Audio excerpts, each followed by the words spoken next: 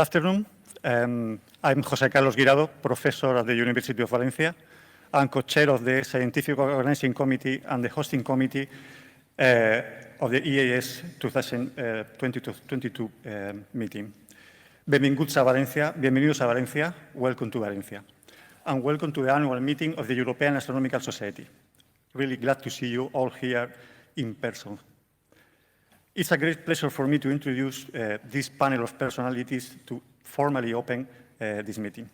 Today we count with the presence of Francesca Figueras, co-chair of the SOC, Domènec Espriu, director of the Spanish Research Agency, Benjamín Montesinos, president of the Spanish Astronomical Society, Roger Davis, president of the European Astronomical Society, María Teresa Fernández de la Vega, president of the Foundation of Women for Africa, and Rosa Donat, Vice-Chancellor of Innovation and Tech Transfer of the University of Valencia. First to talk will be Francesca Figueras, co-chair of the Scientific Organizing Committee, my alter ego in dealing with most of you during the past month. Francesca.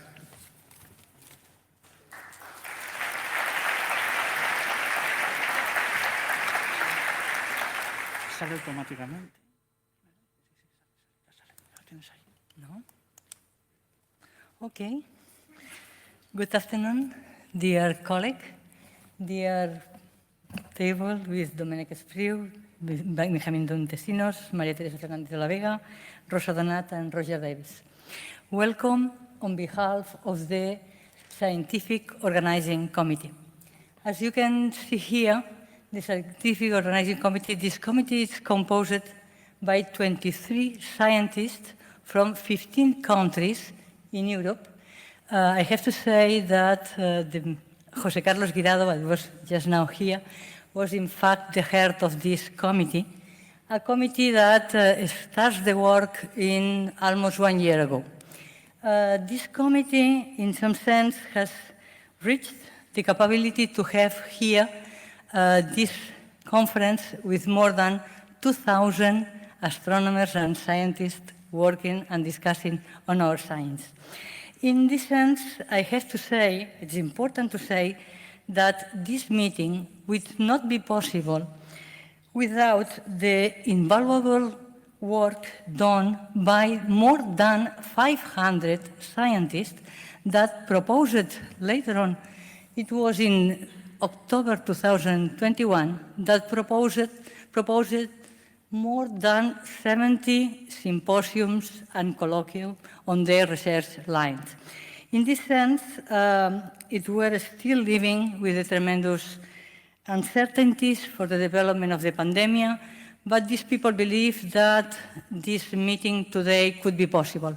In fact, it's possible. In fact, we are here, and we have to celebrate that these people work very hard in each one of the sub-areas, trying to do the best that we are now the opportunity to have and to talk about.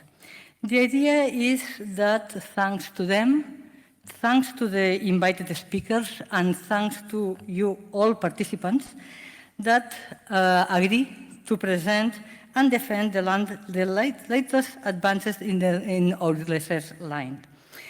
Undoubtedly, this meeting will open new synergies between teams and will be a platform. We think it's a great platform to have a face-to-face meeting for the young people, from the young scientists, to have the opportunity to exchange their ideas with the more senior professors. We have, as you can see, we have more than 54 meetings during these 5 days that covers areas, all the areas of the research in astronomy, areas from cosmology, large-scale structure, to the complex molecules we have in the interstellar mediums.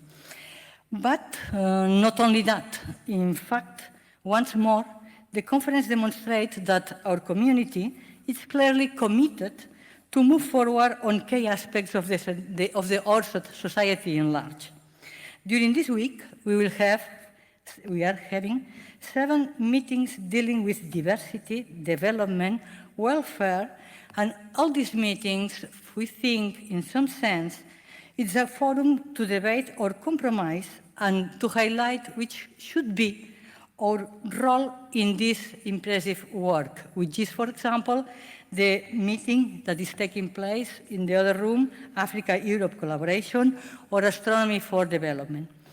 This is this amount of symposium and colloquium that is very well complemented with the transversal nature that we have in these plenary sessions meetings. There we will start in a few minutes, 8 renowned experts. Among them, we have 2 Nobel Prizes. Thanks for coming. 2 Nobel Prizes that will introduce us to the great achievements and the impressive discoveries that our society is taking in this moment, thanks to large mission and thanks to international consortium, huge international consortiums that are bringing us impressive data in all the subjects that you can see here. We have this opportunity, and for sure, these 5 days of work will be focused mainly on the discussions of this new model that have to explain how complex are the data and we are observing. This is our goal. This is the work we have to do as astronomers, as scientists, and this is what we want to do during these 5 days. For sure, there will be the 6 prize awards of our European Astronomical Society, also the 3 community reports, the community of ESA, SCA, ESO. These are the classical and K talks in our meeting that shows the novelty and shows also the future challenge we have in our community. Nothing more for the moment. Thanks for coming. Thanks on behalf of the Scientific Organizing Committee. Thank you.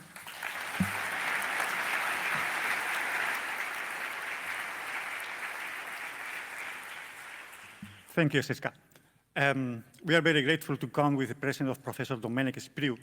Professor Espriu is the director of the Spanish Research Agency. Professor Domènec, so to you.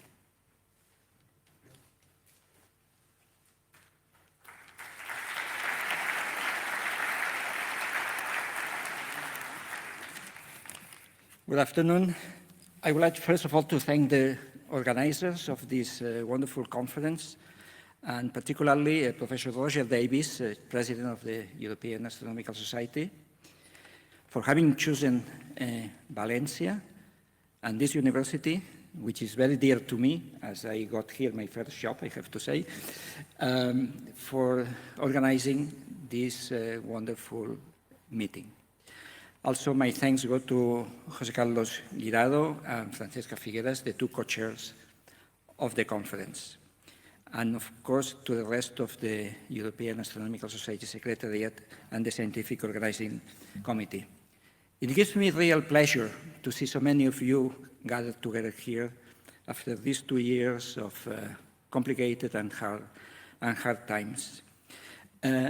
This field, astronomy and astrophysics, is very dear to the State Research Agency. As you know, Spain has a prominent role in this field. We are ranking high in the productivity and impact of Spanish astronomical production.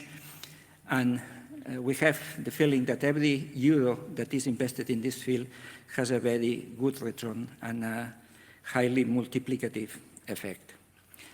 I would just like to say a few words to confirm the positive, the favorable scenario in which we are now facing as far as funding is concerned in Spain. This year our agency has 50% more, yes, 50% more resources. This is partly due to the next generation funds coming from Europe after the pandemic, but also a sizable contribution from the state, from the Spanish budget. So that has allowed us to give unprecedented support this year to research projects. Still not enough, but we are moving in the good direction. Also, we are in the agency this year we have been able to provide more support to our human resources policies than ever before. In fact, now the new Science Act that last week was passed by Congress, and now is facing a second debate in our Senate, is written there for the first time a firm commitment to increasing our research budget to meet the target that is specified by 2030. Of course, not all is granted. We have to be careful, we have to be prudent. We have to fight for every euro, and every euro has to be properly justified. But I think we are going in the right direction and following the right track. Even if not everything can be taken for granted, I think that astronomy, we can say, is one of our priorities. Geography has played in our favor. Spain is a favorite place for several observatories and telescopes. That is absolutely fantastic. It's gone in our favor, but that, of course, would have not been enough without the support, without the ingenuity and the good activity, the good research of all people working in astronomy in Spain.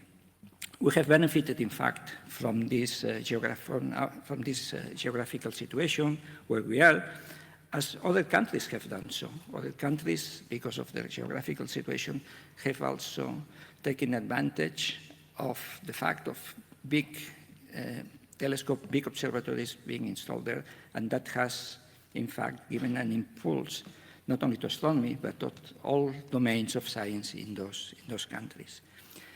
I'm pleased to see here former Vice President Fernandez de la Vega. She is now working in a very important and a very relevant task, because we should not forget the social aspects of science. Science is not only done for the benefit of science or of scientists, it's done for the benefit of humanity. And we now see that in Africa, there are several first-class infrastructures in the field of astronomy that are being placed or have been placed there recently. And that for sure, like it happened in other countries, because of the geographical situation, will give an impulse to astronomy also in the African continent. So for that, I think we should be thankful to the former Vice President for being here with us today. In fact, in Africa, there is a strong cultural tradition that goes back to tradition. And about 10 years ago, the African Cultural Astronomy Project started. The task was to popularize astronomy in Africa, following this African culture and African tradition. So it fits very well with this new role that Africa is taking also in the field of astronomy with the new observatories like SKA, or it did in the past in Namibia with the HES telescopes. All right, so I'm going to close these words by giving you a warm welcome to Valencia, by thanking you for being here and for your continuous work, and wishing you a fruitful and very happy stay here in this city and every possible success in your deliberations and in the conclusions of your Congress. Thank you very much.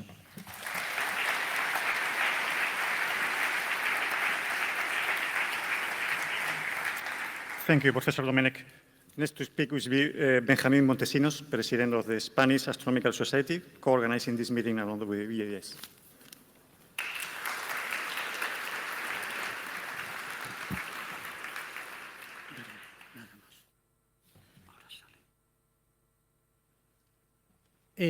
Dear Mrs. Fernandez de la Vega, dear Professor Davis, Espriu, Donat, and Figueras, dear colleagues, on behalf of the Spanish Astronomical Society, I would like to welcome you to this scientific meeting. After 2 difficult years, it's a great satisfaction to be able to celebrate this face-to-face gathering. We are a young but powerful community. Born in 1992, SEA, as we say in Spanish, includes the vast majority of Spanish astronomers. At present, we are more than 850 members, 28% of them are women, and 25% juniors. The research covers virtually all fields of astronomy, from theoretical to observational and new technology astrophysics. Being the 14th country in the world in gross domestic product, the scientific production, as Professor Domènech mentioned a few minutes ago, of Spanish astronomy is among the top 8 in the world, 7th in 2021. As an example of the quality of our young researchers, 7 Spanish astronomers were awarded in the last year international prizes in different areas and activities. And you can see in the slide, Spain has an active participation in space and ground-based projects and international consortia. In about 2 months, we will celebrate our 15th biennial scientific meeting in Tenerife. We expect more than 450 participants with the presence of the Società Astronomica Italiana as invited society. Spanish astronomy wouldn't be what is now without the presence of large national and international observing infrastructures on our soil, and also thanks to the clear skies we enjoy and must take care of. This slide shows the 7 observatories catalogued as singular scientific technical infrastructures, some of them pioneers from the 70s of the past century in the takeoff of Spanish astronomy. Our ESO and ESA memberships allow us the access to first-class facilities.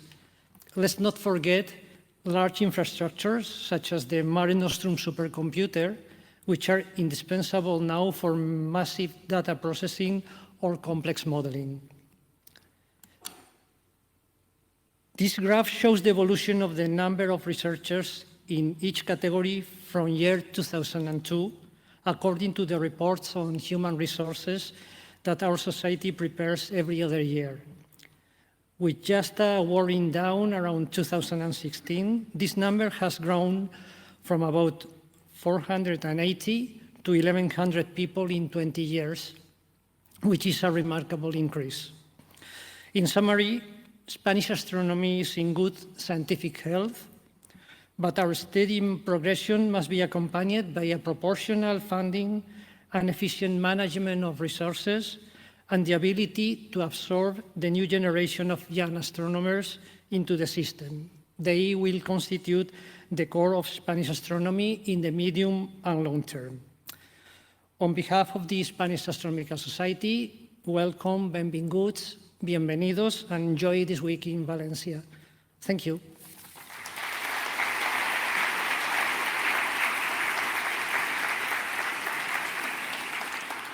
Thank you, Benjamin. Next address will correspond to Roger Davis, President of the European Astronomical Society. Roger, the floor is yours.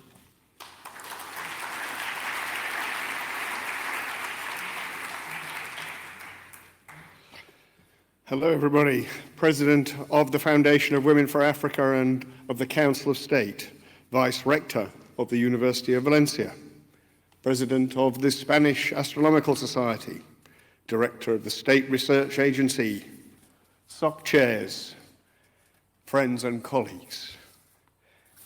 Welcome to EAS 2022. Isn't it good to be together again? After 3 long years.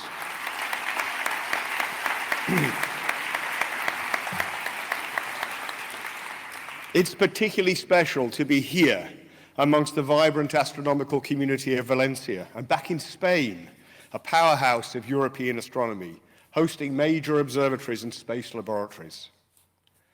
I want to take a moment, though, to thank the huge contribution made by the team in Leiden and more widely in the Netherlands for the last 2 years. In 2020, in the most difficult of circumstances, they were versatile and adaptable, pulling off a remarkable annual meeting, one of the very first online meetings, and one of the best. They stepped up to do it again in 2021. We owe them a big thank you.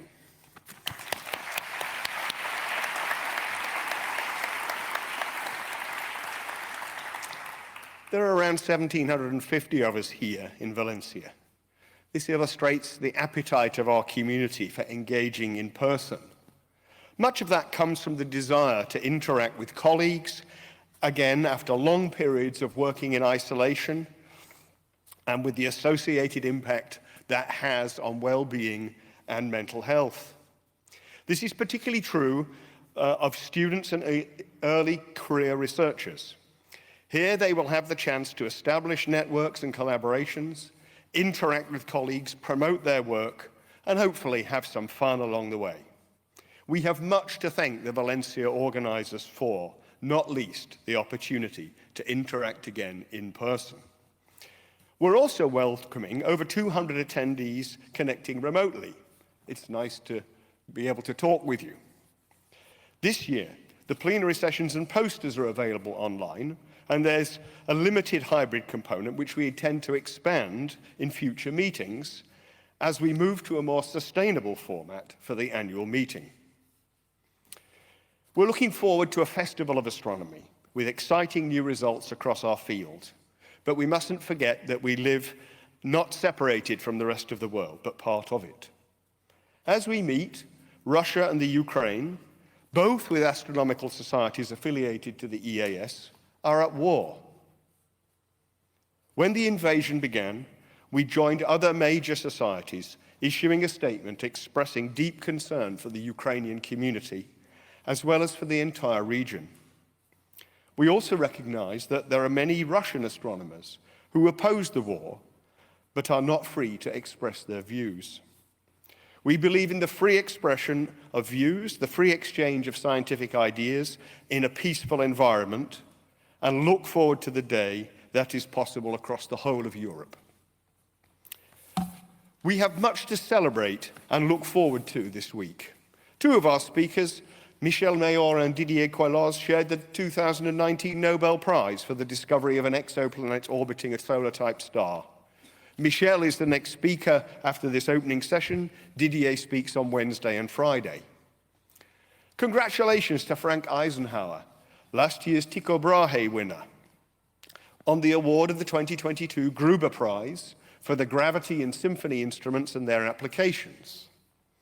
Also congratulations to Connie Arts, who co-chaired the SOC for the last 2 years and was the 2018 Vulture Lecturer. She shared the 2022 Kavli Prize for pioneering work on helioseismology and astroseismology. This is really a golden age for astronomy. In 4 of the last 7 years, the Nobel Prize for Physics went to astronomers. We're excitingly looking forward to the first results from the JWST that will be announced in the next couple of weeks.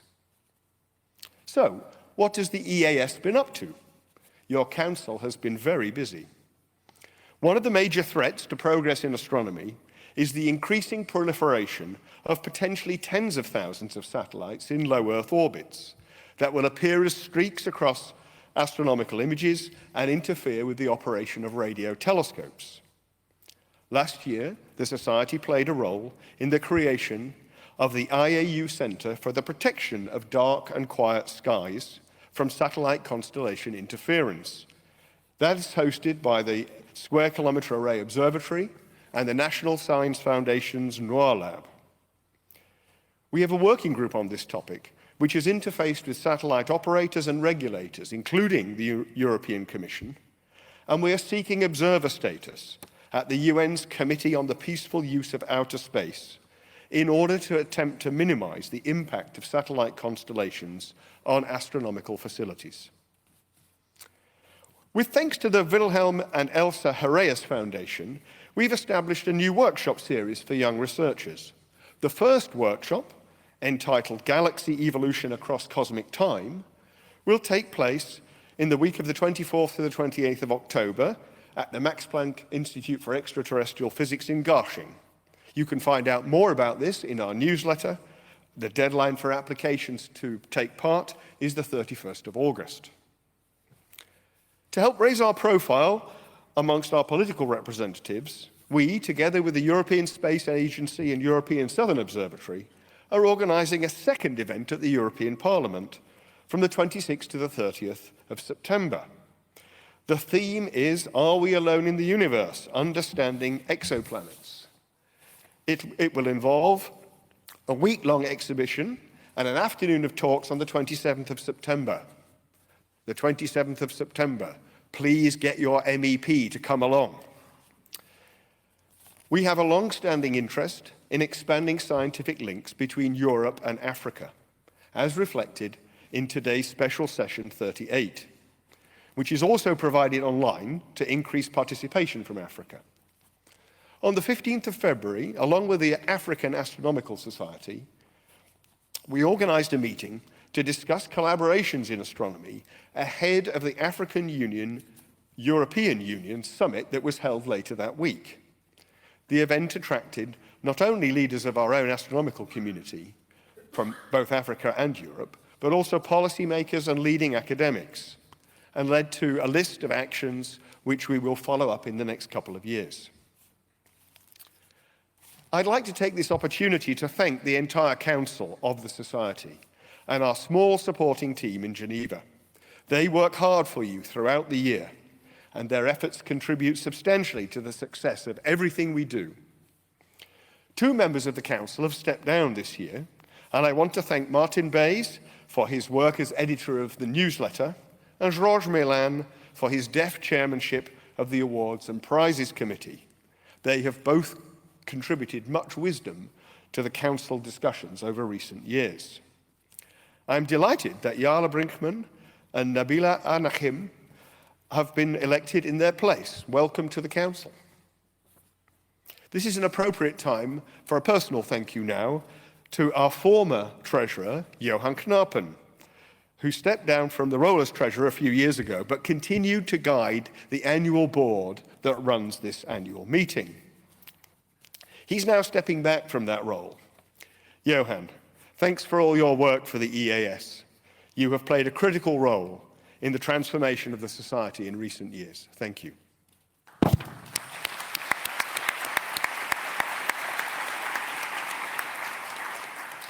So as you can see, your Council's work is expanding, and there is a need to recruit some more effort. And so we have prepared amendments to the Constitution to increase the number of councillors from 10 to 12. This will be discussed at the General Assembly on Wednesday afternoon. Please come along and learn more about what is proposed. The new Constitution will be the subject of an electronic vote in the next few weeks, and we need to achieve a 2/3 majority to change the Constitution, so please do participate.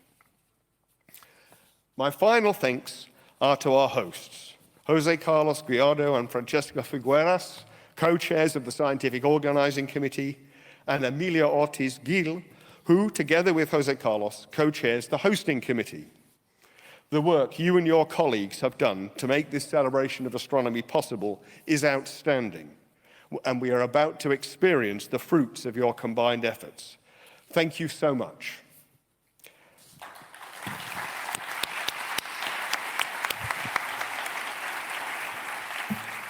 It's simply left to me to wish you all a very enjoyable and stimulating week here in Valencia. Thank you.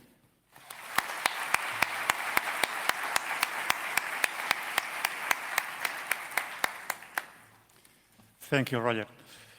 We are very honored to come today with the presence of Maria Teresa Fernández de la Vega, President of the Foundation of Women for Africa and former Vice President of the Spanish government. Maria Teresa, thanks for being here. Gracias por estar aquí cuando quieras.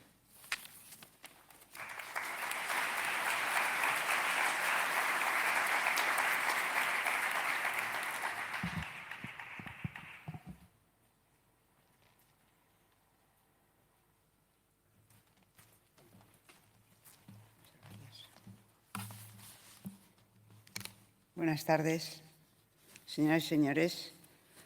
Querido presidente de la Sociedad Europea de Astronomía, querida vicerrectora de la Universidad de Valencia, querido presidente de la Sociedad Española de Astronomía, querido director de la Agencia Estatal de Investigación y querida presidenta del Comité Científico Organizador, queridas participantes, amigas y amigos, me emociona y me honra profundamente y participar aquí en la inauguración en mi tierra, Valencia, con tantas mentes privilegiadas, expertos y expertas de todo el mundo, este Congreso Anual de la Sociedad Europea de Astronomía, siendo anfitriona además mi querida Universidad de Valencia. Me emociona y me honra porque la astronomía, el estudio de las estrellas, siempre me ha fascinado. Desde pequeña, mirando al firmamento, me sentía raptada por el misterio, por su belleza y lejanía inalcanzable. Y como en todos los misterios hay algo de seductor y atractivo, pero sobre todo de maravilla frente a la amplitud del universo, su complejidad, su profundidad, su meticulosa precisión. Y estoy segura de que se trata de sensaciones que compartimos todos los que están en nuestro imaginario colectivo. No les oculto que probablemente algo de esta fascinación corriera ya en mi sangre, ya que mi tío Gonzalo Reig y Soler, en el primer tercio del siglo XX, en plena Segunda República, fue uno de los precursores de la astronomía moderna. Él se centró en el estudio sistemático de las variaciones de la latitud. Lamentablemente, esta edad de oro de la astronomía en España se vio finalmente truncada con el estallido de la Guerra Civil y el exilio de notables científicos. Sin embargo, tal como es imposible ralentizar o parar las estrellas y los planetas, así es imposible parar la curiosidad intelectual de la humanidad y su sed de conocimiento. Esta sed de conocimiento que nos ha llevado a erigir las modernas grandes catedrales de la ciencia. Pensemos en el gran colisionador de partículas del CERN, Organización Europea para la Investigación Nuclear de Ginebra, en los interferómetros intercontinentales constituidos por una red de muchos radiotelescopios que trabajan juntos y que equivalen a un único grandísimo telescopio con diámetro comparable al de la Tierra y que nos consiente ver objetos pequeñísimos. Ya en el siglo XV, Leonardo da Vinci afirmó: «La luz de la ciencia busco y su beneficio». Hoy, siglos después, las investigadoras, y especialmente las africanas, como el gran científico, pintor y arquitecto italiano, en la ciencia y a través de la ciencia buscan el beneficio para sus comunidades, así como innovación y progreso inclusivos. Lo he comprobado personalmente a través de los testimonios de las más de 100 beneficiarias de nuestro programa de investigación postdoctorales Ellas Investigan. Son mujeres fuertes, inteligentes, que están guiadas por una inquietud social, un deseo de divulgar sus conocimientos más allá de sus laboratorios o telescopios, de llegar hasta las zonas rurales e incluso tribales de sus países para promover un impacto real y duradero en las comunidades. Las astrónomas africanas, al contrario de algunos científicos y académicos encerrados en sus torres de marfil, están con los ojos en el cielo y con los pies bien anclados en la tierra, en su propia tierra y en sus responsabilidades. Los humanos estamos hechos de estrellas, nos reveló el astrónomo y divulgador Carl Sagan. El calcio de nuestros huesos, el hierro de nuestra sangre, son los mismos componentes del interior de las estrellas. Estamos hechos de estrellas, los hombres y las mujeres. Todos estamos hechos de la misma materia. Somos sustancialmente iguales en nuestra diversidad. Por eso me indigna y me parece que es inadmisible que todavía haya discriminación hacia las mujeres en la ciencia, que siga habiendo unos estereotipos que identifican a la ciencia como cosa de hombre. Todos los esfuerzos del patriarcado durante siglos de enterrar los aciertos y los descubrimientos de las científicas y de las astrónomas y esconderlas detrás de sus maridos, hermanos y padres ya no sirven.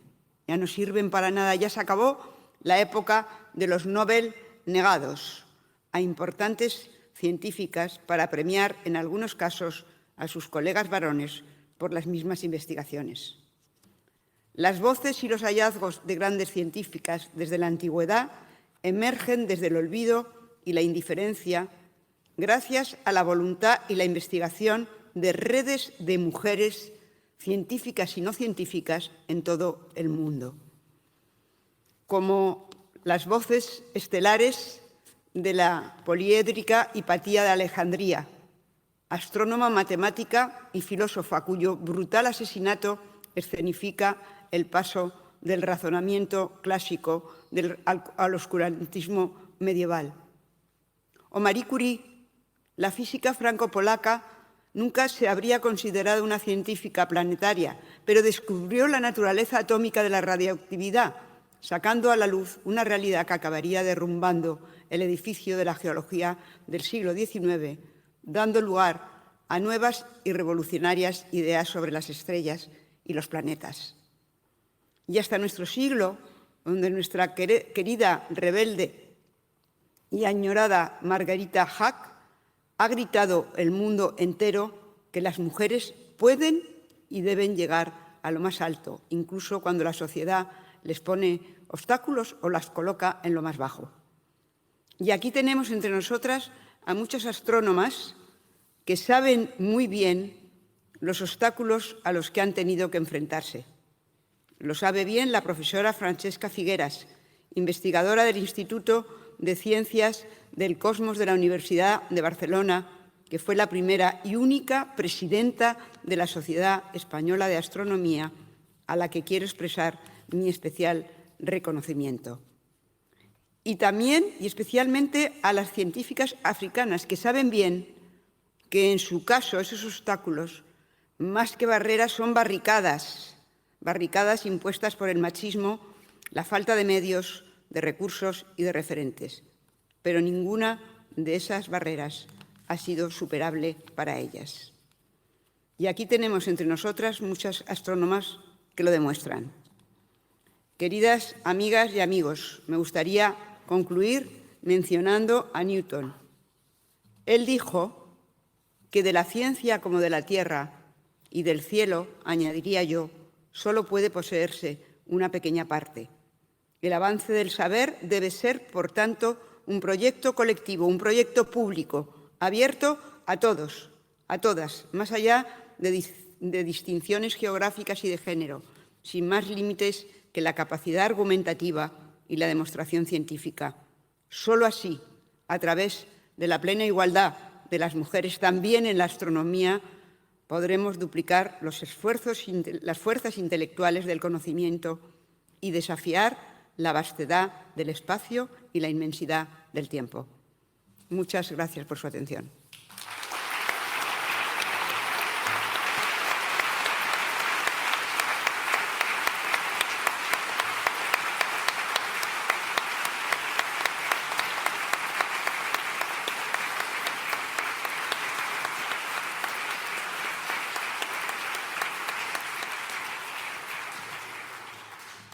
Muchísimas gracias, María Teresa. Maravilloso discurso, very inspiring. Finally, representing the University of Valencia, which is hosting this meeting, it's a pleasure to me introduce to Rosa Donat, Vice Chancellor of Innovation and Tech Transfer of the University of Valencia. Rosa.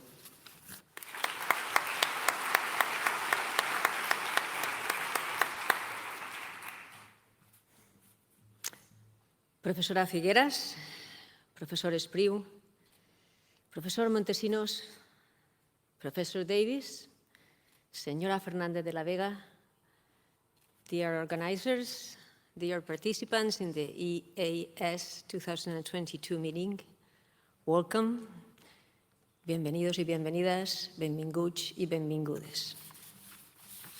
The light of Valencia, probably one of the most characteristic and identifiable features of this city, searched for and reproduced by many artists. The Valencian community has always been a land of clean and clear skies, of privileged nights that allow for detailed observations of the universe. The skies of Valencia have always been of exceptional quality, and it is therefore no coincidence that astronomy has played a leading role in this land. It is well known that on November 11, 1572, the astronomer Tycho Brahe observed a new star in the constellation of Cassiopeia, as bright as the planet Venus. But Tycho Brahe was not the only European who watched with surprise the appearance of this new star. That same night, in the nearby Valencian town of Torrent, just a few kilometers away from where we are, the well-trained eyes of a few shepherds also identified the celestial new object next to the Cassiopeia W-shaped pattern.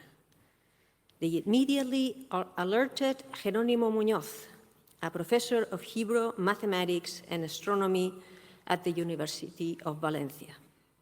He was later commissioned by King Philip II to report his observation on this new and bright star who had amazed Europe.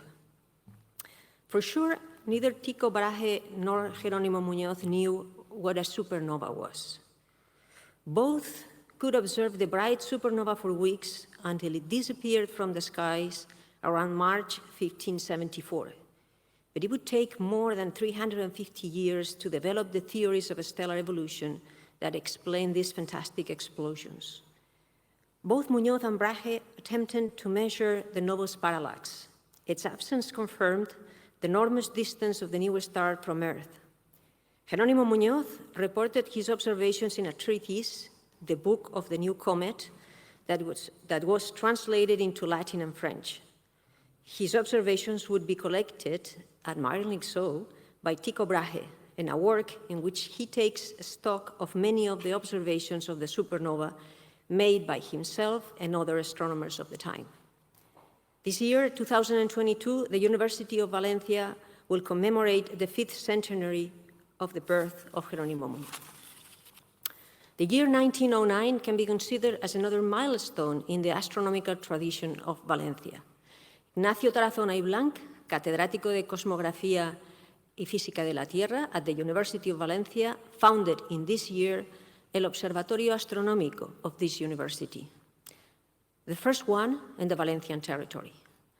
Professor Tarazona thought it was a duty to create these observatories in order to relate to the progress of experimental teaching. He succeeded in obtaining the necessary funds to provide the center with excellent instruments, among them a refracting telescope from the prestigious Grub House, which is still in operation and can be visited at the Lanau building, the oldest building in our university, which is already an emblematic landmark of Valencia and part of our urban landscape. The scientific activity in the areas of astronomy and astrophysics has experienced a great growth, both in quantity and quality, over the last 30 years at the Universitat de Valencia, both in the observatory and in the astronomy department.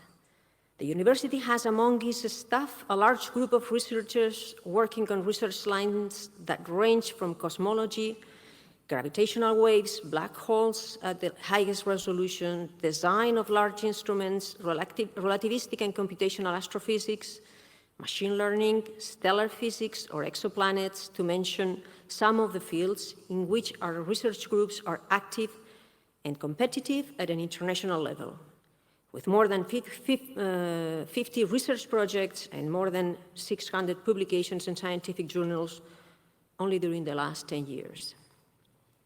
But let's go back to the times of Brahe, Muñoz, the newly observed bright star, and the remarkable exchange of correspondence between European astronomers about the nova.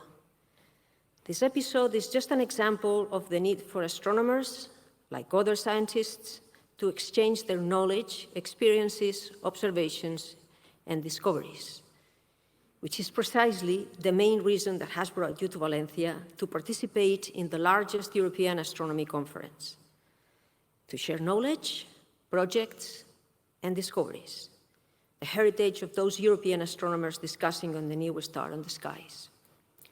On behalf of the University of Valencia, I welcome you to the annual meeting of the European Astronomical Society. I wish you a very productive and fruitful week, and I hope, I beg, to find some time to know and to enjoy Valencia, the city in which we live and the city that we love. Thank you very much.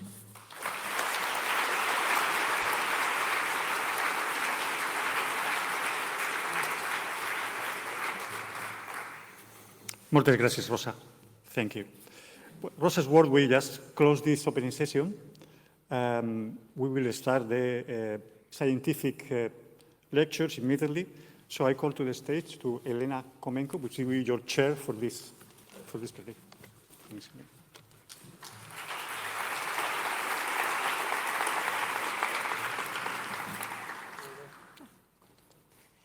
Okay, good afternoon, everyone. It's a great pleasure to be the chair of this session. It's a great pleasure to see everybody in this room finally after so many years of coronavirus and global pandemic. And it's also an honor to me to present the speakers of today's sessions. There will be 3 talks today with a slight change. And the first speaker will be Michel Mayor from Geneva University, and he will speak about the present and the future of the field of discovery of exoplanets. So please, the field is yours.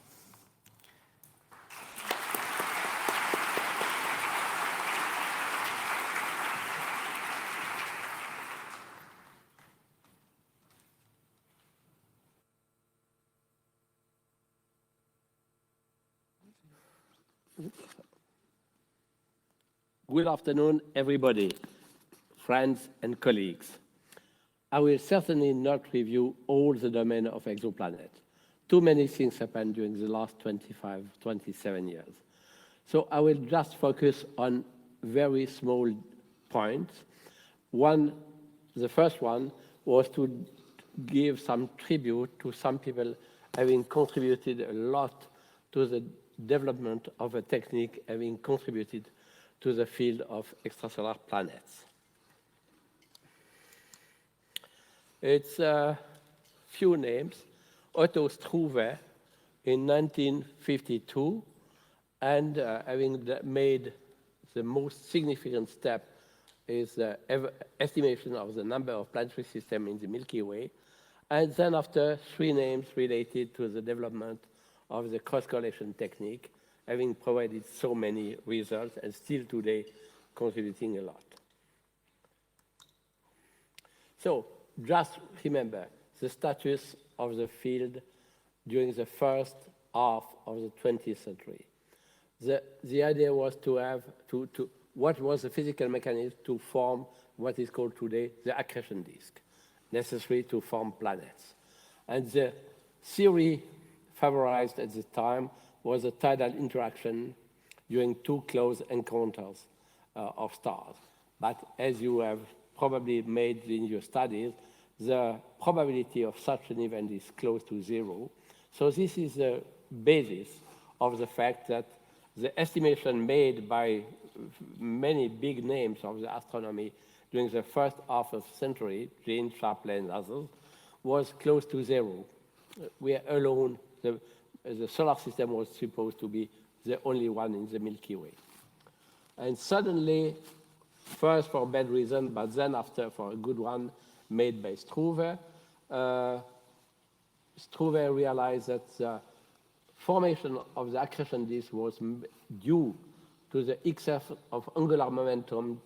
When you accrete the matter to form a new planet, you have always a much large, very big excess of angular momentum, and he made the crucial observation in the field, and immediately the ideas changed drastically to, in 1952, to something like billion, then dozen of billion, hundred of billion of planetary systems in the Milky Way.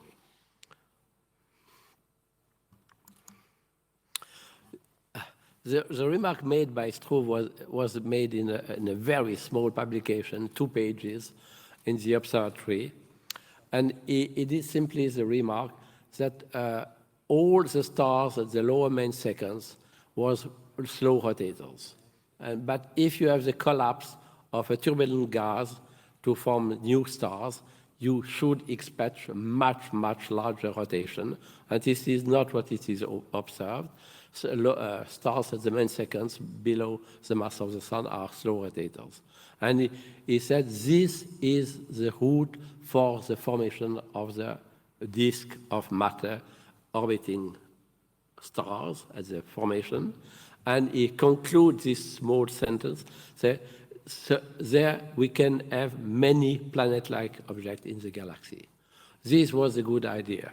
And then after, you know very well, the discovery of in the infrared of the accretion disk, and then after the observation with the space telescope, really we got the first images of this disk nursery of planetary system. I believe this is really a very interesting small letter. Then after, I will pay some tribute to some colleagues having contributed to the development of the cross-correlation spectroscopy. The first colleague having proposed the idea to contract to all the Doppler information to one single measurement, the velocity, was Peter Felget in 1955. I suppose that none of you have read this paper. Very, very few people probably read this paper. Not so easy to read. It was some kind of theoretician of instrumentation. So, and 12 years later, Roger Griffin in Cambridge developed the first cross-correlation spectrometer with the techniques available at the time, with the capability to do precision, to achieve a precision of 500 meters per second. Today, it looks very, very modest, this precision, but let's remember at the time, in the catalog of radial velocity, when the velocity was more precise than 1 kilometer per second, it was called quality A. It was the best velocities we can have. So, and Roger was interested to compare exactly the efficiency of this technique with the old photographic plate technique. He remeasures the measurement made by Redman, former director of Cambridge Observatory, and he took exactly the same stars with knowing exactly the time for the measurements and the precision achieved by Redman. And when he compared to his own instrument, the gain was more than a factor 1,000. So this already was a huge success, despite the fact that 500 meters was certainly not the precision we need for planet detection. Then after we have the development of a new instrument made at Haute-Provence Observatory on a 1 meter telescope, but with some improvement. First, the cross-disperse optics with a weight pupil mounting invented by André Baran, and it's computer controlled, so it was still much easier. It was so easy to get velocities at the time. But nevertheless, the precision was a little bit better, but not so much, 300 meters per second.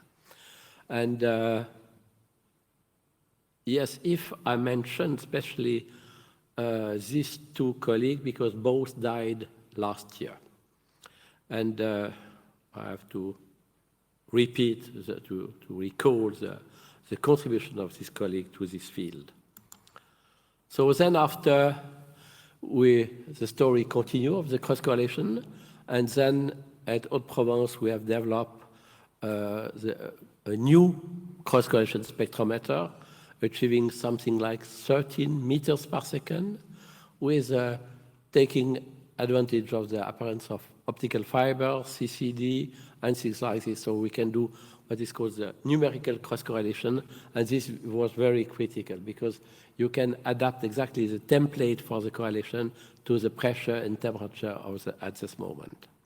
And the immediate result of this development was the discovery of 51 Pegasi b with a period of 4.2 days, and 4.2 days was discrepant compared to the theory, by a factor 1,000, because the theory at the time, for example, you have a famous paper by Alan Boss in February 95, that the period of Jovian planet should have a period larger than 10 years.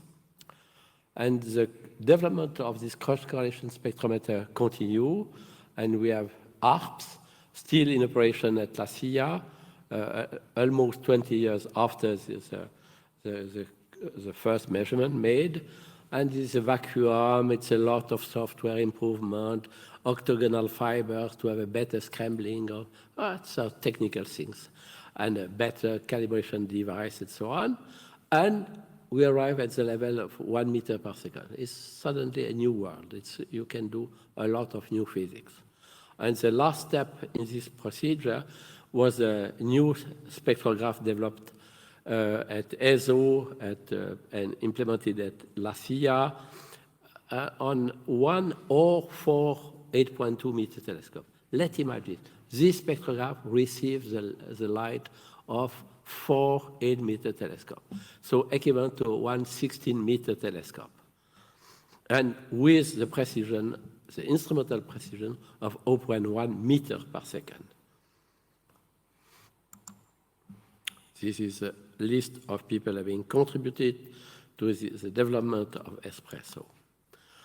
Just to feel a little bit the power of the cross-correlation technique. This is only 10% of the spectrum of obtained by ESPRESSO. You have several thousand of absorption lines, and you need to measure the Doppler shift, let's say, of equivalent to an Earth twin, about 10 centimeters per second, and this corresponds to a shift in the CCD plane of only 1 nanometer. So, and this is not during one night, but during 10 years or something like this.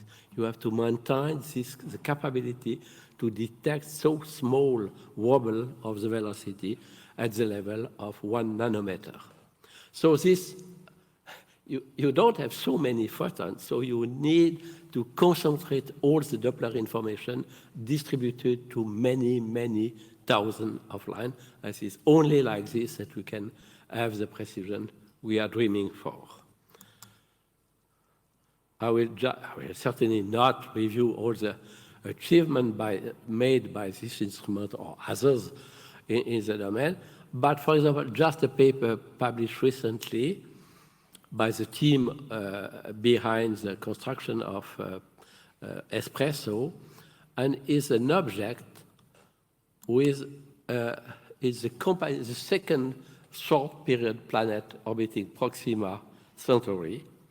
Okay, you have Proxima b, 11 days, discovered already 5 years ago, 6 years ago. And this is another short period. You have a long period. You have another, the number, Proxima c is a very long period. But Proxima d, discovered with ESPRESSO, is only 5 days of period, but with a mass of 0.26 Earth mass. So it's a quarter of the mass of the Earth, okay, with a short period. It helps a lot. And you can see here, you have exactly the same wobble in different colors. So you can really eliminate some spurious other alternative physical process. So this is just to illustrate the capability of this kind of instrumentation.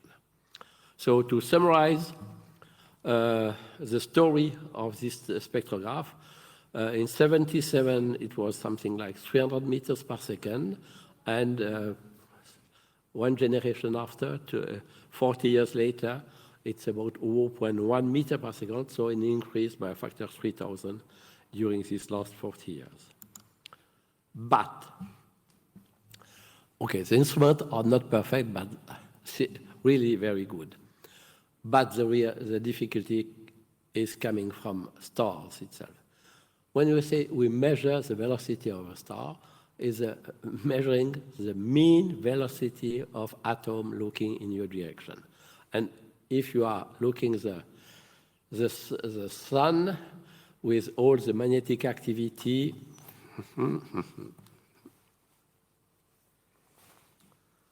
You know, not all these stars are giving some problems. You can use this, okay? Yes, yes. So just have a look. The blue dot here is at the same scale the Earth. So you are dreaming to detect transiting deep when a planet like this crosses the disk, or to see the radial velocity wobble due to this small dot here, something like 300,000 times smaller, less massive than the star. So this is a difficulty. And you have a lot of magnetic activity, and I know that here this problem will be devoted in a special session here, how to go around this difficulty. So if you have this beautiful view of the surface of the sun, you have the convective cell, and you have high velocity, about 1 kilometer per second cell. It's only because you have many, many cells, yet you can have a mean with a better precision for the velocities. But nevertheless, you are still, evidently, all the lines are shifted in the blue because the cells are arriving in your direction. And if you you measure line by line in the stars, in the spectrum of the star, you see that the line with the small depths have a systematic shift to the theoretical velocity of the sun by something like 500 meters per second, but not all the lines. The broader lines have much less Doppler shift. So this is a fact known from Becker's, I don't know, 50 years ago or something like this.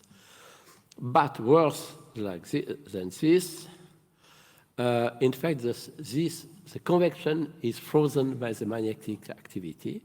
And this a small telescope was implemented at La Palma a couple of years ago, a small telescope, but with the capability to measure all the luminosity coming from the sun and feeding the arc spectrograph in the Coudet room. So it's exactly the same instrument used at night to detect planets and during the day to measure the velocity of the sun. And after several years, you have detected, well, no, my colleague have detected a strong variation of the velocity from more than few meters per second due to the change of the magnetic activity and the interaction with the convective pattern. And this is a very recent work made by a young PhD student in Geneva. So here you have not only the thin line are shifted by the convective activity, but they are the most sensitive to the change of the variation due to the magnetic activity. So you can see this the variation of the position of lines if they are small, medium, or large. And so you see that the variability with time of the different set of lines.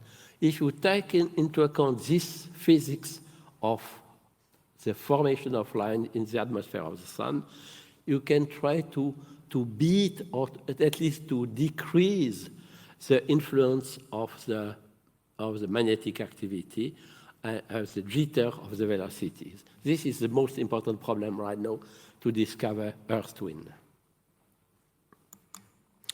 And Crétinier got a big success applying new software based on the physics of the formation of line, because here you have the semi-amplitude of all planets detected by radial velocities as function of the period. All the black dot are published objects with known orbits, but you see all the blue dots are the new object appearing after the treatment based on the Crétinier software. You see that it's almost a factor 10 of increase of the sensitivity with the same measurement, because we have a huge amount of data observed during the last 20 years with ARPS. And so just remeasuring reanalyzing all this set of data with a new software developed by this young guy, in fact, you can develop, apparently, they have to be confirmed, dozens and dozens of low amplitude objects. This is a different diagram to show the progress. Maybe when you combine the solar physics with a search for exoplanet, here you have the mass of object versus the orbital period, and you have all the objects here coded with the code of colors is just to identify the kind of stars we have, and you see all the new objects detected are here with the dark spot, the black dot, black stars here, and you see that you have at least a factor 5 or maybe more in the domain of long period of several months. Evidently, the range of period is the most interesting to search for Earth twin. And I will not describe all this project, but the set of beautiful achievement made by the cross-correlation technique. You have, for example, this paper by people having developed, used the cross-correlation to measure the rotation of beta Pictoris b. You see, you can detect the rotational velocity of a planet. You have all the work made to detect the reflected light by exoplanet, and this will be very important for the next generation of Andes high resolution spectrograph to be built on the ELT, and very soon we will have measurement made by a precursor of this transfer to be implemented and installed on the VLT to test the possibility to combine the high contrast imager with a high resolution spectrograph. And you have also a very interesting point on the thermodynamics of iron in the atmosphere of a very hot planet, where you can see the night side condensation of iron. So you can have some rain of iron at some moment, and so on. So you see just the number of applications of this cross correlation is absolutely fantastic. I will only finish with this a little bit more detailed result made by a colleague in Geneva. Maybe you know what is called the Rossiter-McLaughlin effect. It was an effect already described in 1924, almost ignored by anybody during all the 1 century, and relatively recently it was rediscovered as a huge help to measure the inclination of the orbits of the planet relatively to the spin of the star. You know that the ecliptic is almost perpendicular to the axis of rotation of the sun, and this effect it's a small anomaly of the Keplerian curve, because when the planet crosses the disk, let's say here, you have a small lack of luminosity coming from this side of the star, and then after of this side. So the Keplerian curve have a small dip in the middle, and if you analyze the shape of the dip, you can determine the angle between the two planes. And it was known for many, many years that we have a problem with a star, M stars, Gliese 436, with a planet about Neptune type. It's 22 mass of the Earth, an extremely short period, but nevertheless a very, very eccentric orbit. So it was absolutely difficult to understand the reason of this eccentric orbit, because the tidal characteristic time should be extremely short, and the orbit should be circularized. And many of my colleagues and myself, during many years, we have been looking to detect a second planet, because if you have the influence of a second planet, you can have the influence on the eccentricity. And the problem was, okay, we have not discovered the second planet. But recently, certain colleagues have been able to detect the Rossiter-McLaughlin effect. And in fact, it is only a grazing incidence of the planet crossing here the disk of the star, and a very, very small anomaly of the Keplerian curve corresponding to only 1 meter per second, a very small dip of this thing, and this corresponds to an orbit almost parallel to the rotation axis. So you see the capability when you concentrate all this information to address this kind of incredibly difficult, a priori difficult questions. And I have to thank you.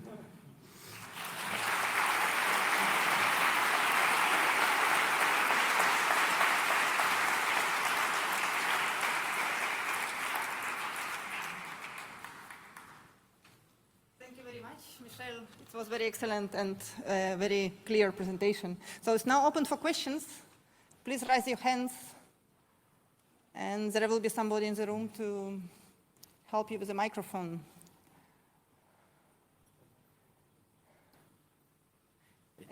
Tea time. Yeah, well, I don't see any hands risen so far. So maybe I can use my privileged position and ask you a question myself, if nobody minds. No, the question is, how much would you benefit, how much is actually known about the magnetisms of the stars that you detect the planets? And how much would you benefit from knowing about their magnetism? Oh, from planets, we do not. For planet detection, not for the magnetism of the planets, but for the star. From the stars, oh, for some of them, we have some information for the sun, evidently. But for other stars, I don't know. We have all the criteria of activity. You have some very well-known chromospheric activity markers, but nothing more. Yeah. Well, so maybe a future in a polarimeter might help. Yes, certainly. Yeah.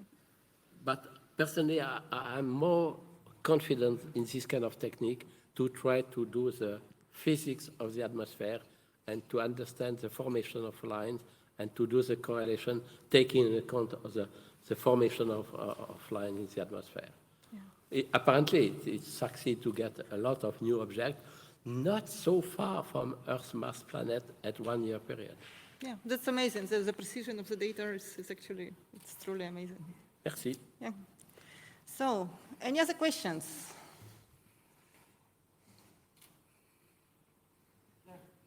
I don't say yeah, but you do. Okay, thank you. Michel, I'm very impressed, of course, by your talk. I remember going back to Haute-Provence Observatory in the 90s when I met you and you were using CORAVEL. And then, if I remember correctly, you were also looking, of course, for brown dwarf companions to those stars. When did you actually get the idea that you're not looking at brown dwarfs, but at hot Jupiters? Okay. In fact, a lot of things appear in my life due to random situation. I participate in 70 to what is called N-body colloquium. At the time, people compete with different computers to see the evolution of clusters with 25 stars. This was the maximum for the computer at the time. And at the coffee break, I had the chance to visit some dome of Cambridge Observatory, and I met Roger Griffin in the dome trying to adjust his instrument. And I fell in love with this idea. And when I went back to Geneva, I decided to develop, after my PhD. My PhD was in theory. It was a density wave in galaxies. But immediately I'd say, no, I will do it. This is, and with more powerful technical possibilities at Roger, with computer and so on. So, and it's the reason why immediately CORAVEL achieved a fantastic precision. And then on the step, we have different step with 300 meters, 30 meters, 1 meter per second, 0.1 meter per second. So this is the reason. Only coffee break. This is the reason why it's very important to be here and not on the Zoom online. And then after,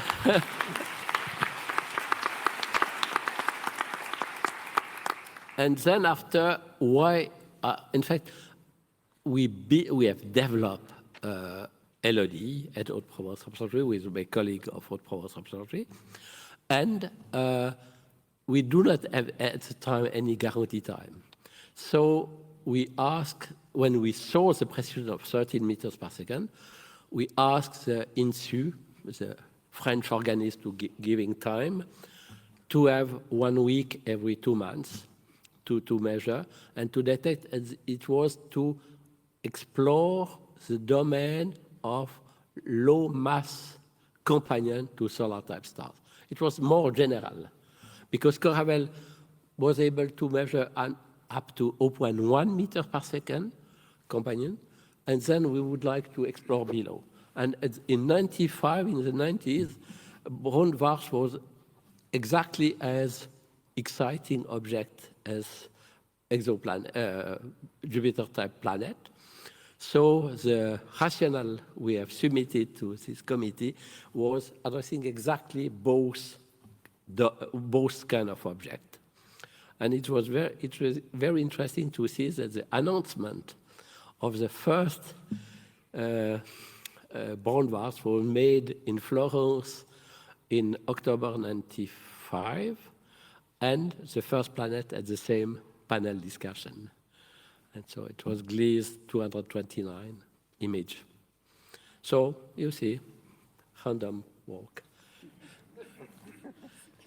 There is another question there. Thank you for a nice talk. So the intrinsic noise have always been an issue for the radial velocities, but this approach with a different depth is a way to circumvent it. What about going to the near infrared or to the infrared in general, where the contrast between the different structures on the stellar surface will be diminished? But of course, on the other hand, the technical difficulties are much more serious. So do you have any hopes for the infrared region? I don't know. I hope that some of my colleagues can answer this question in a few years. Because, because NIRPS, it's a new infrared instrument, is presently just starting its operation at La Silla, and is connected on the ARPS. So the same instrument with a beam splitter can measure simultaneously the visible and the infrared. So I agree with you with the less sensitivity in the infrared. But what I do not know, if we will be able to eliminate all the influence of the telluric line at the level of 0.1 meter per second. This is, I believe it's a really, really difficult challenge. Okay, you have some domain where the number of telluric line is much less, but you always have a small forest of small lines. So it's the reason why I say I would like to have more data in the next, I don't know, 1 or 2 years. Thank you, Michel. Merci. I think, if there are no more questions, let's thank again.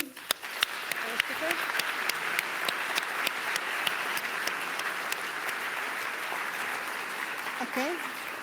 So our next speaker, there is a change in the program, so we had to switch between the talks on Thursday and today. So our next speaker will be Olivier Hainault, and he will tell us about satellite constellations and how they affect astronomical observations.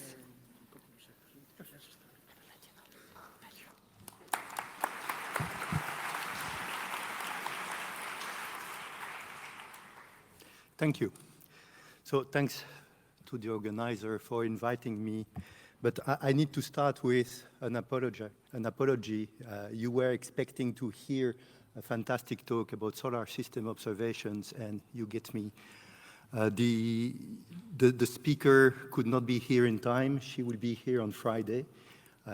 So another consequence of this is that my talk is not as polished as it should have been, which I apologize. And more importantly, that there was a really nice session about this topic this morning that I was hoping to incorporate in my slides, but of course that did not happen. So the goal of this talk is to give you some context and some quantification of the issue of satellite constellation and the problem they cause for astronomy and what we can do about it, and to try to put them in context. The problem. It started in May 2019 when Starlink launched its first batch of 60 satellites. If some of you have seen it, it was science fiction material. It was alien invasion. You had this train of super bright objects moving across the sky, so really spectacular. Of course, in the next days, we had things like this appearing on the internet. Images photobombed by these 60 satellites. So after the enthusiasm of the first hours, there was the panic of the next days. This was 60 satellites. Sorry, I'm being attacked. So it was clear almost instantly that if we had a problem like this with 60 satellites, the situation would be worse if there were thousands of them. So we started to look into the problem. And so the first question is, how many satellites? Well, the information was not secret. It had been published. All these constellations were planning to launch thousands and thousands of satellites. So the table on the left is just a list of those that we know of. And you see that the total is 118,000 satellites, probably in 10 years from now. This list is changing all the time. Some new operators are appearing, others are dying, others are changing their plan, but I would say that the order of 100,000 is probably a good number to work with for the next 10 years. Currently, we have about 3,000 satellites from before, about 3,000 new ones from the constellation. Those, you see my pointer? Yes. Those of Starlink, those of OneWeb. But so let's keep in mind about 100,000 satellites in 10 years. So why so many? Well, these guys want to provide internet globally with low latency. Low latency means low altitude. Low altitude implies many satellites. So the way they put them in orbit is using these Valkyr configuration. You have one Valkyr shell for the Starlink constellation on the left. So it's of the order of 1,000 satellites on various planes. Each plane contains a few tens of satellites. And then you can assemble several shells to form a constellation. And this is just only the Starlink generation constellation, which has about 30,000 satellites. And for each shell, one of the plane is highlighted with big dots. So for the satellites to be observable from a given place, they have to be above the horizon. So the image on the right is the plot of the Earth with the observatory on the top, and the satellites painted in blue are those visible from that place. It depends with the altitude, but an order of magnitude is you get between 3 and 5% of the constellation above the horizon. So that means today we have about 100 satellites. In a few years, we could get 5,000 satellites above the horizon.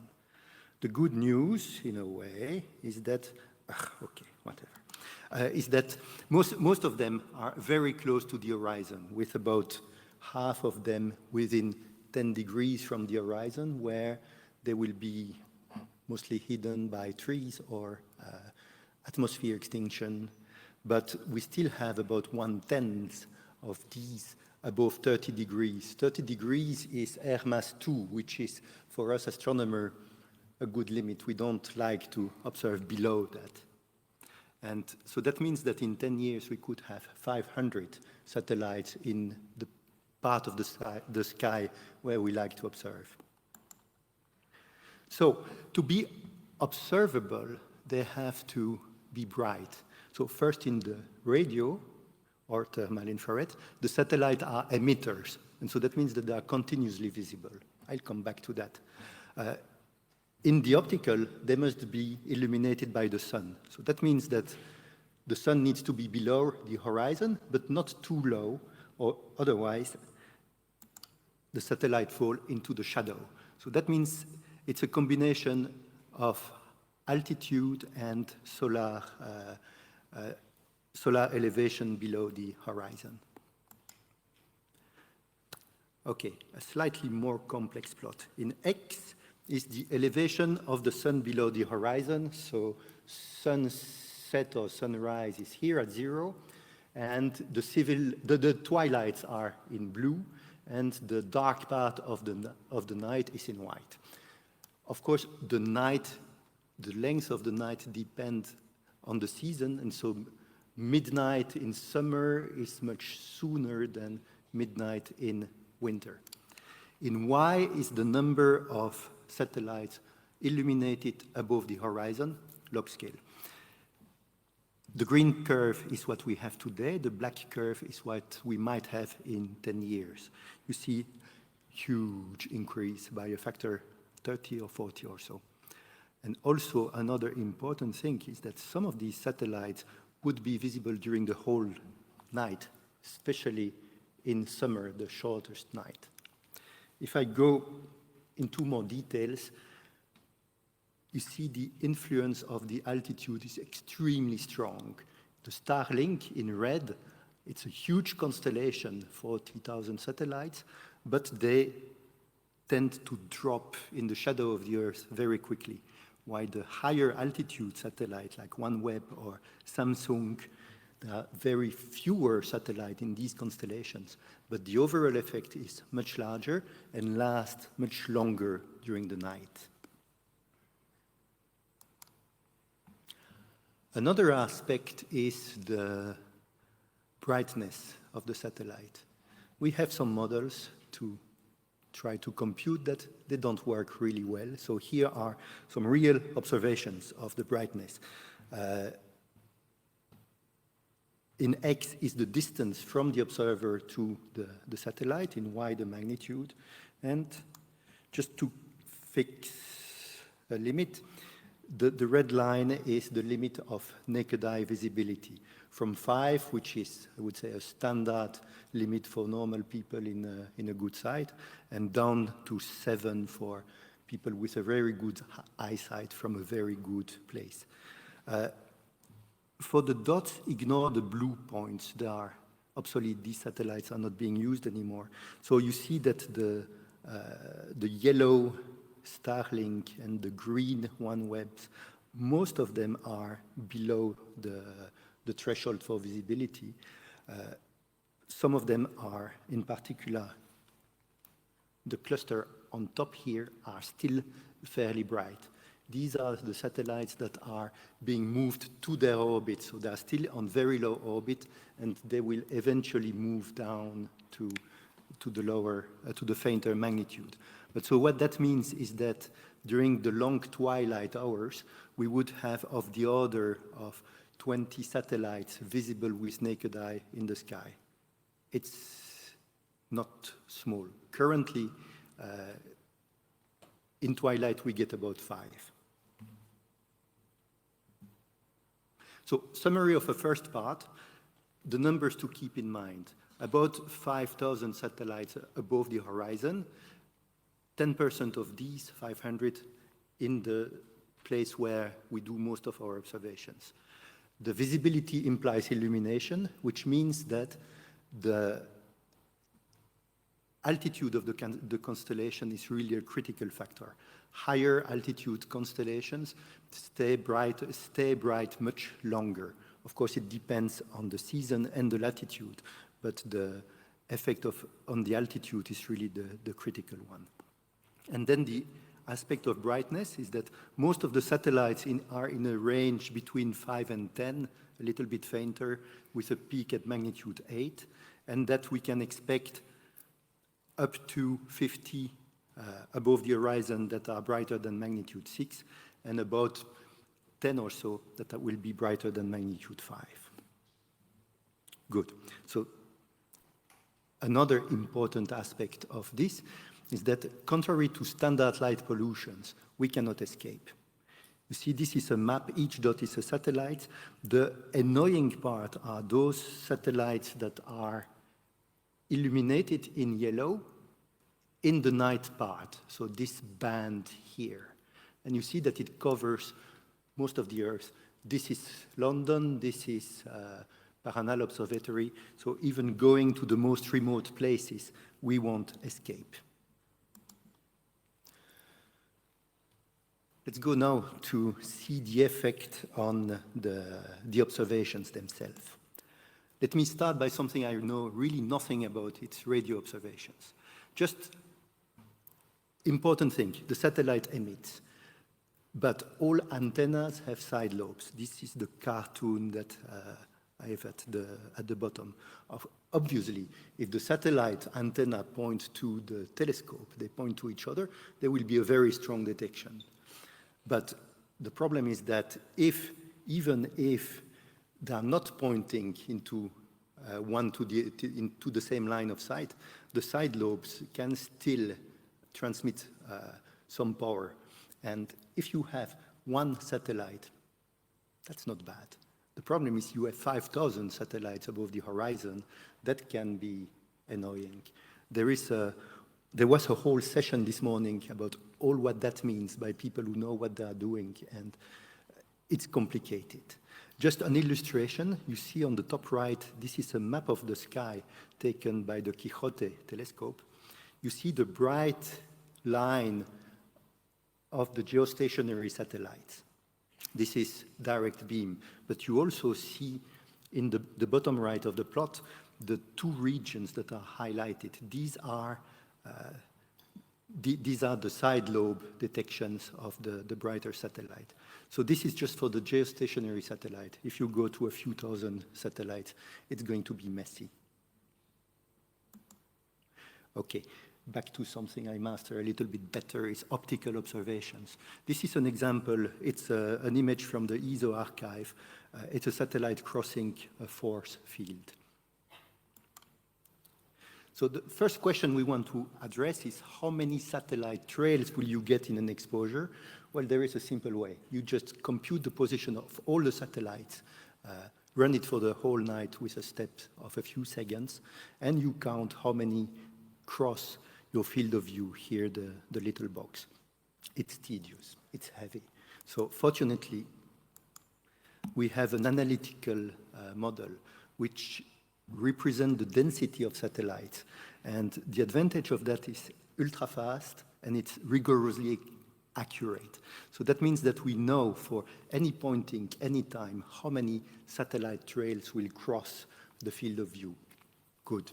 Now, we need to convert that in data losses. And while counting satellite is extremely precise and extremely accurate, evaluating the data loss really depends on the science case. So here, it's an image that's supposed to go in the deep stack. And so that means that for this particular science case, the loss would be a loss of a 10 arc-second strip across the whole image. If you take that into account, you get a map of the sky for a given configuration. And you see that the loss where the satellites are illuminated are greenish, which means of the order of 1%. 1% of your pixels will be lost. Of course, a little bit later, The satellites will fall into darkness and the situation will change. Instead of representing this as a map of the sky, we can do the same for a calendar for a given object across the whole year. And so that can help to see when it's better to observe. So in X is the local time, in Y is a calendar. If the pixel is gray, that means that the object is not observable. But you see if it's colored either in black, there is no satellite at all, you are safe. But if the pixel is colored, that gives you how much you lose. And again, this is the same as the other plot. It's of the order of 1%. So what I described here is the simple case where you have imaging. There are exceptions, nasty exceptions.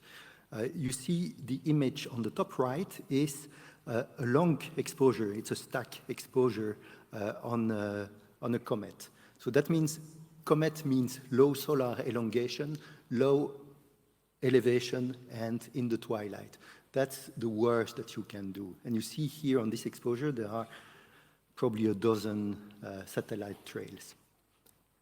There is another nasty exception, is if you take a very large telescope, it collects more light. With a very wide field of view, it will of course see more satellite trails. And with a CCD that saturates, you get the perfect storm. And unfortunately, that's the case of the Vera Rubin Observatory with the LSST. You see on the right, that's a laboratory measurement of what would happen if a Starlink satellite would cross the chips of Vera Rubin. Not only you have the bright saturated trail.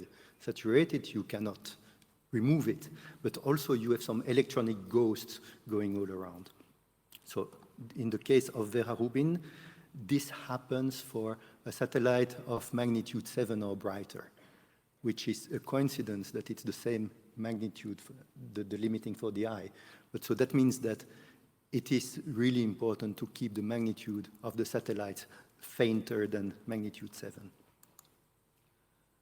Something that is less visible than a trail on the image is the effect on spectroscopy. Typically, spectra have either a slit or a fiber, but you don't really have any special information. You get only the spectral information. So that means you don't see the trail coming. Also, the magnitude of your object and the effective magnitude of the satellite can be about the same. And the reason is that if you integrate for 20 minutes on your object, the satellite will cross the slit in a millisecond. And even so, that means that if the satellite is of magnitude 7, the effect it will have on your spectrum is a contamination of something like magnitude 18 or 19. And so you end up in the simulation here, where you have a science target of magnitude 19, a satellite of magnitude 7, and they are about the same. So that means you will have some weird contamination. If you are observing a quasar and you see a solar spectrum, you will probably realize it's different. If you're studying stars, you will get some weird results. We had a fascinating talk this morning about possible detection of a gamma ray burst, and after evaluation, it turned out to be a satellite. So that will happen. It's going to be tricky. Okay, the goal of this table is to summarize in a visual way the losses. So each column is for an elevation of the sun, so going from sunset all the way into the night, and each line is for a type of instrument, and for each of them we tried to see what would be the effect.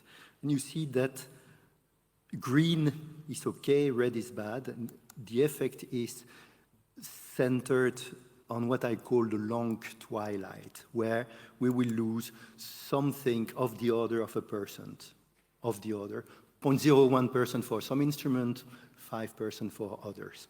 Of course, there will be exceptions. Some instruments will be more affected, some instruments will be less affected. So what can we do about it?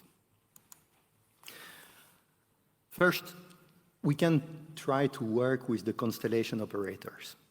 Fewer satellites, that's clear. On the other hand, if the operators could launch only half the satellite, they would do it. Lower the altitude of the satellite. They will be brighter, but their surface brightness is the same, and they fall in the shadow much faster.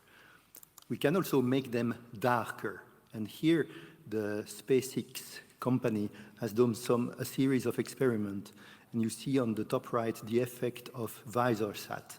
And just by putting a visor to shade the bottom of the satellite from the sunlight, we gain a factor about 4 in brightness.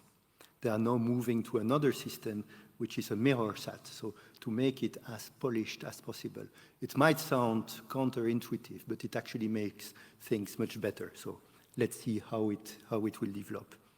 Another thing is to change the attitude of the satellite. By attitude, I mean orientation.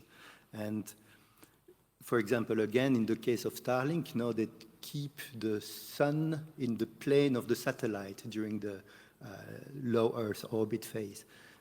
As their satellites are very flat, if you illuminate it on the edge, so that means that the magnitude is about a factor 100 fainter, which is why we don't see these fantastic trails like in May 3 years ago. So much for the science fiction effect, but for the astronomers, it's much better. We can also improve the situation when we plan our observation.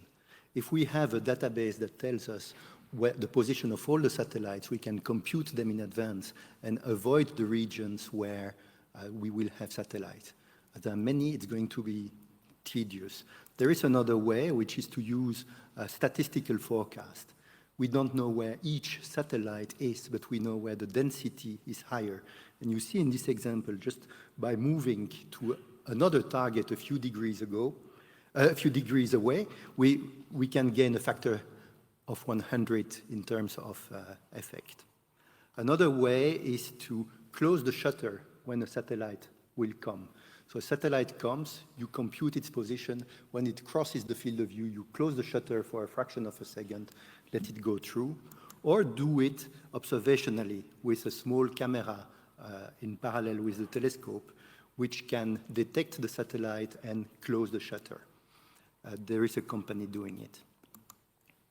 In terms of data processing, we can also do things.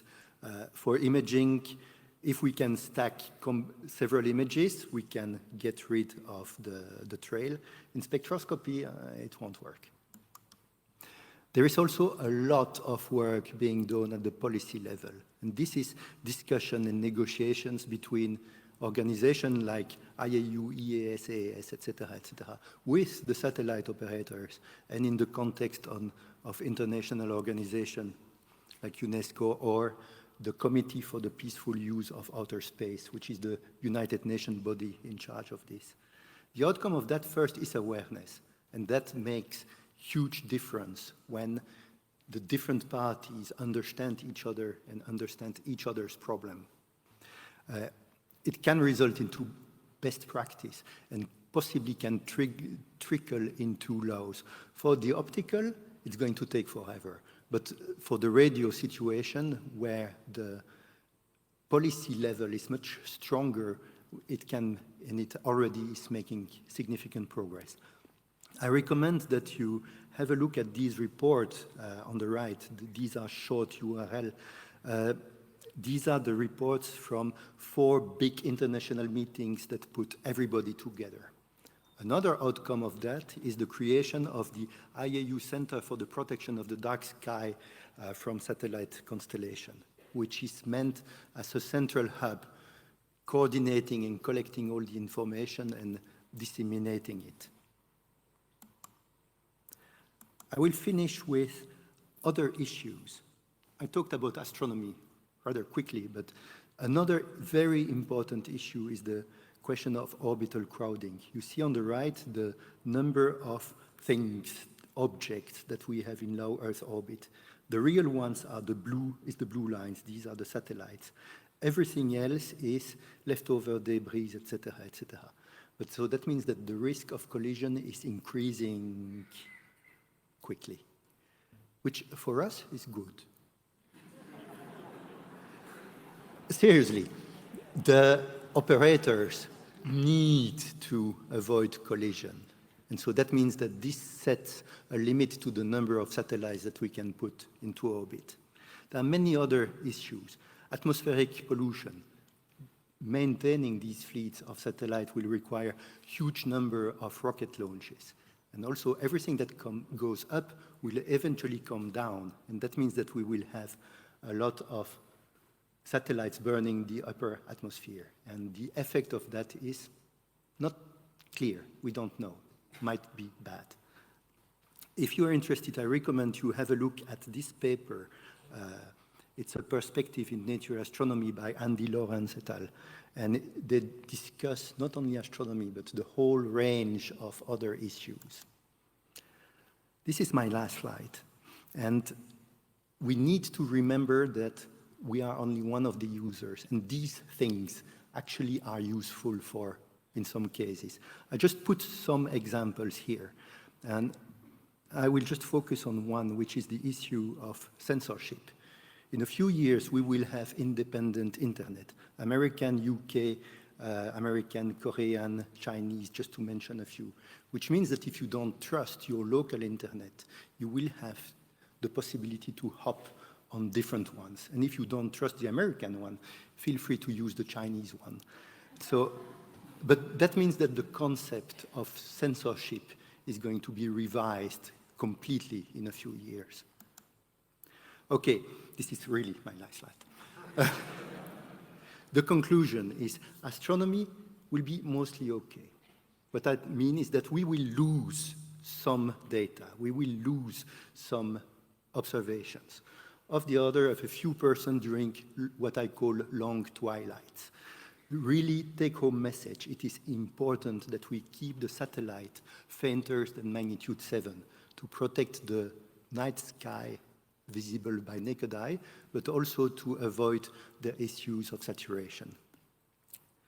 The mitigations, we have methods. Each of them will not be sufficient. We need to combine them all. And combining them all, we will be able to proceed. We need also to remember that we are just one of the components of the whole system. We are one of the users of the night sky. And so there are all these questions of sustainability of space, crowding, but also the benefits of these satellites. So we need to continue to have these discussions so that we can continue to share the sky, for us to study it, for the kids to look at the sky, and for everybody else also to benefit from what it brings to society.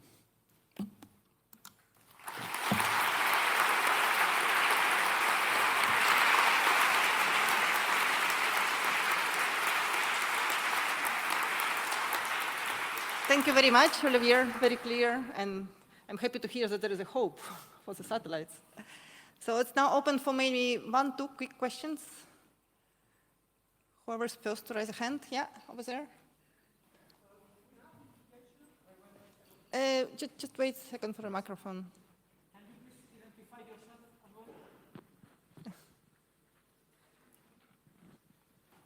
as well? Thank you for this talk. Do we know if the OneWeb constellation will also re-enter the Earth's atmosphere? That's a very good question. And sorry, second part, what happens if a company is a failure and stop its activities? Does it let its satellites in orbit? It's a really good question. I focused only on the astronomical aspects.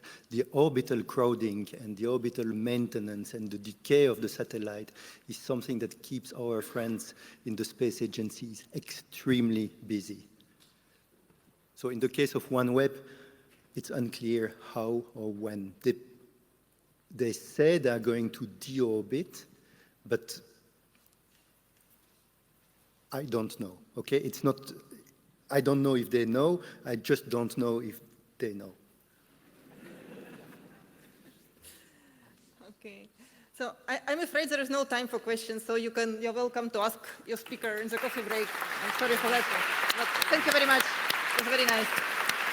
So, Delta 5, thanks for the cooperation. We're in the 21st century. We have a starlight here at 8 minutes minutes from us. We have learned for 5 centuries a lot of things from this star, but nowadays we have the right technology to pay a visit to it. But why do we need to get close to the sun? Okay, there are several questions that I'm going to show you that requires a visit to the sun, a closer visit to the sun. First of all, is the origin of the solar wind, the acceleration of the solar wind, and the heating of the corona to more than 1 million Kelvin. We know that there is a lot of energy in the photosphere of the sun. You can see here the supergranules, all this convective energy, mechanical energy is going to be converted in the magnetic and wave energy, but we don't have the details. We know that this supergranular cells map that you can see here in this picture is involved in many of the studies that are currently on the way. For instance, one of them related the solar wind acceleration in coronal holes, the fast solar wind in coronal holes, to these magnetic funnels that are in the borders of these supergranules. But outside the coronal holes, the picture is not so clear. Just one caveat. I'm going to speak about open magnetic field line and closed magnetic field lines. Okay, when I say open magnetic field line, means that the line is not going back to the sun. It's not closing in the sun. It's closing any other way in the sphere, but not in the sun. So, for those regions that are outside the magnetic, the coronal holes, and for the slow solar wind, there is not a clear picture of what is going on over here. One of the theories that have been proposed is this interchange reconnection, but I'm going to go back to this idea later on. But at 1AU, the problem that we have is that all the footsteps that the acceleration and the heating mechanisms have made on the solar wind are being, blurred by the journey to the Earth, and also that at 1AU we cannot disentangle between the space and time variation. We need to go close to the sun, and we need to stay connected with a particular region of the sun enough time. The heliosphere is the region of the galaxy that is filled with particles and fields from the sun. Particles are obviously related to the solar wind, and we know for a long period of time that at some point the solar wind will encounter with the stellar wind, and the interaction will give rise to this structure that has been confirmed by Voyager 1 and Voyager 2 that are right now in the interstellar wind. That this kind of structure are not a unique feature of the sun. We have images in this case of Zeta Ophiuchi from the Hubble Space Telescope, in which you can see this compressed region ahead of the star motion that resembles the feature that we have seen in the heliosphere. So we have some kind of arguments to know that these, or to state that this kind of feature are common in most of the stars.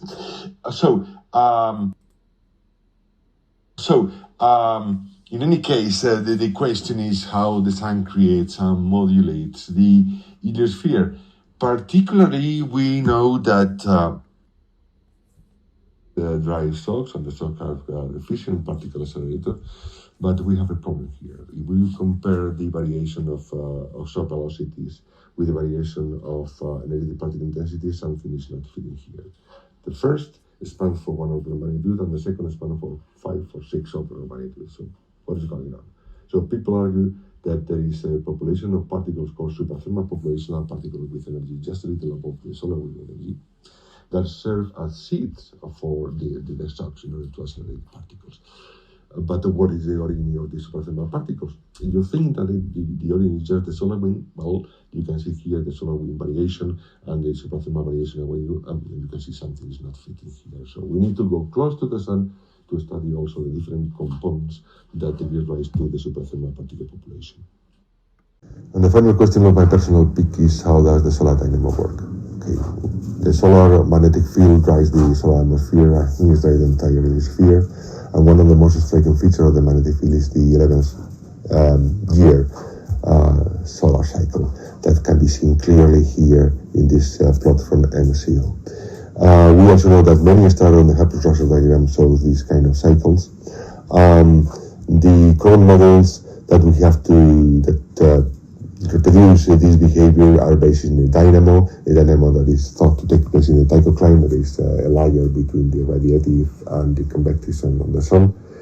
The fluid transport dynamo models, what they suggest is that there is a transport of the magnetic field of the decaying regions that is transported to higher latitudes, and then there is a subductance of these fields that brings them to the tychocline, where they are reprocessed and the new cycle starts. But the problem that we have at 1AU is that the information that we have above 50 degrees latitudes is very limited. Actually, if you have a look to this plot taken from SOHO, you can see that we have not information at all on the poles.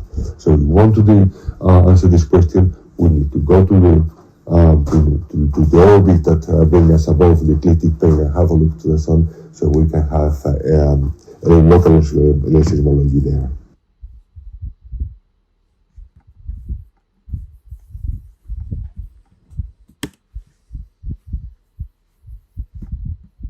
So now let me introduce you the heroes of this story, Solar Orbiter and Parker Solar Probe. I'm going to start with Solar Orbiter. And the key of Solar Orbiter is to link the remote and in situ measurements. Also to have quasi-rotation, so we can get anchored to a region of the Sun time enough to study it, and also observation out of the ecliptic. These observations are two kinds in situ. There are measurements of the solar wind, plasma field, waves, and energetic particles as close as 0.28 AU, and remote sensing that we will observe the Sun from visible up to X-rays, with also spectroscopic capabilities, and also we'll have the vector magnetic field of the solar photosphere, and also we'll have a coronagraph to look at the solar corona. The mission overview: the mission was launched on February 2020, and then there was the first phase was what is called the cruise phase, in which only the in situ instruments were switched on. All the remote sensing, some of them were also switched on for a short period of time. Then the nominal mission started last December 2021.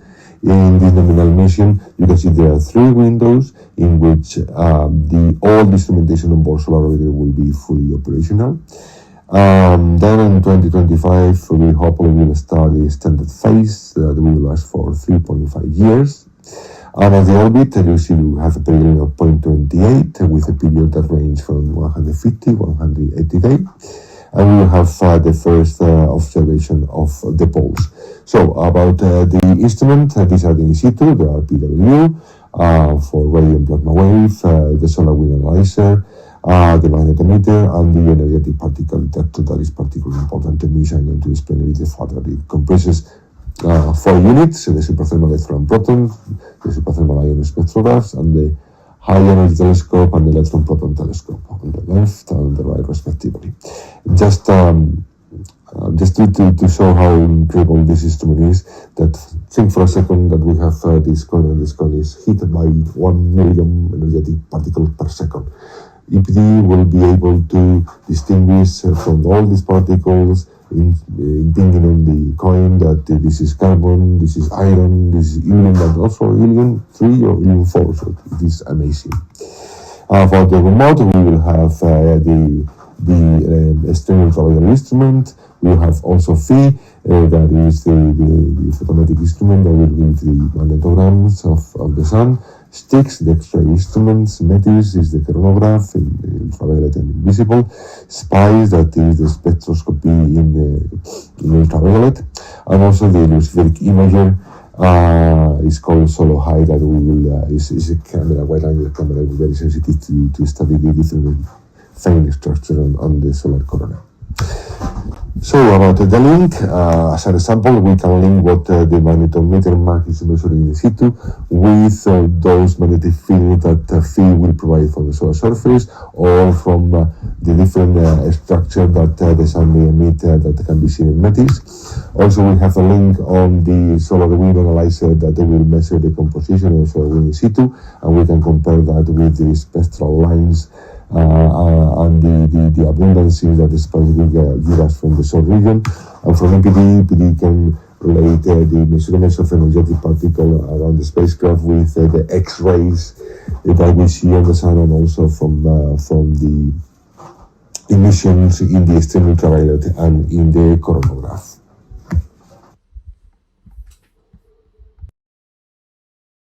The idea is completely different. The idea is to get as close to the sun as possible, but we will have to pay the price that we will not carry the remote sensing instrumentation the solar orbiter does.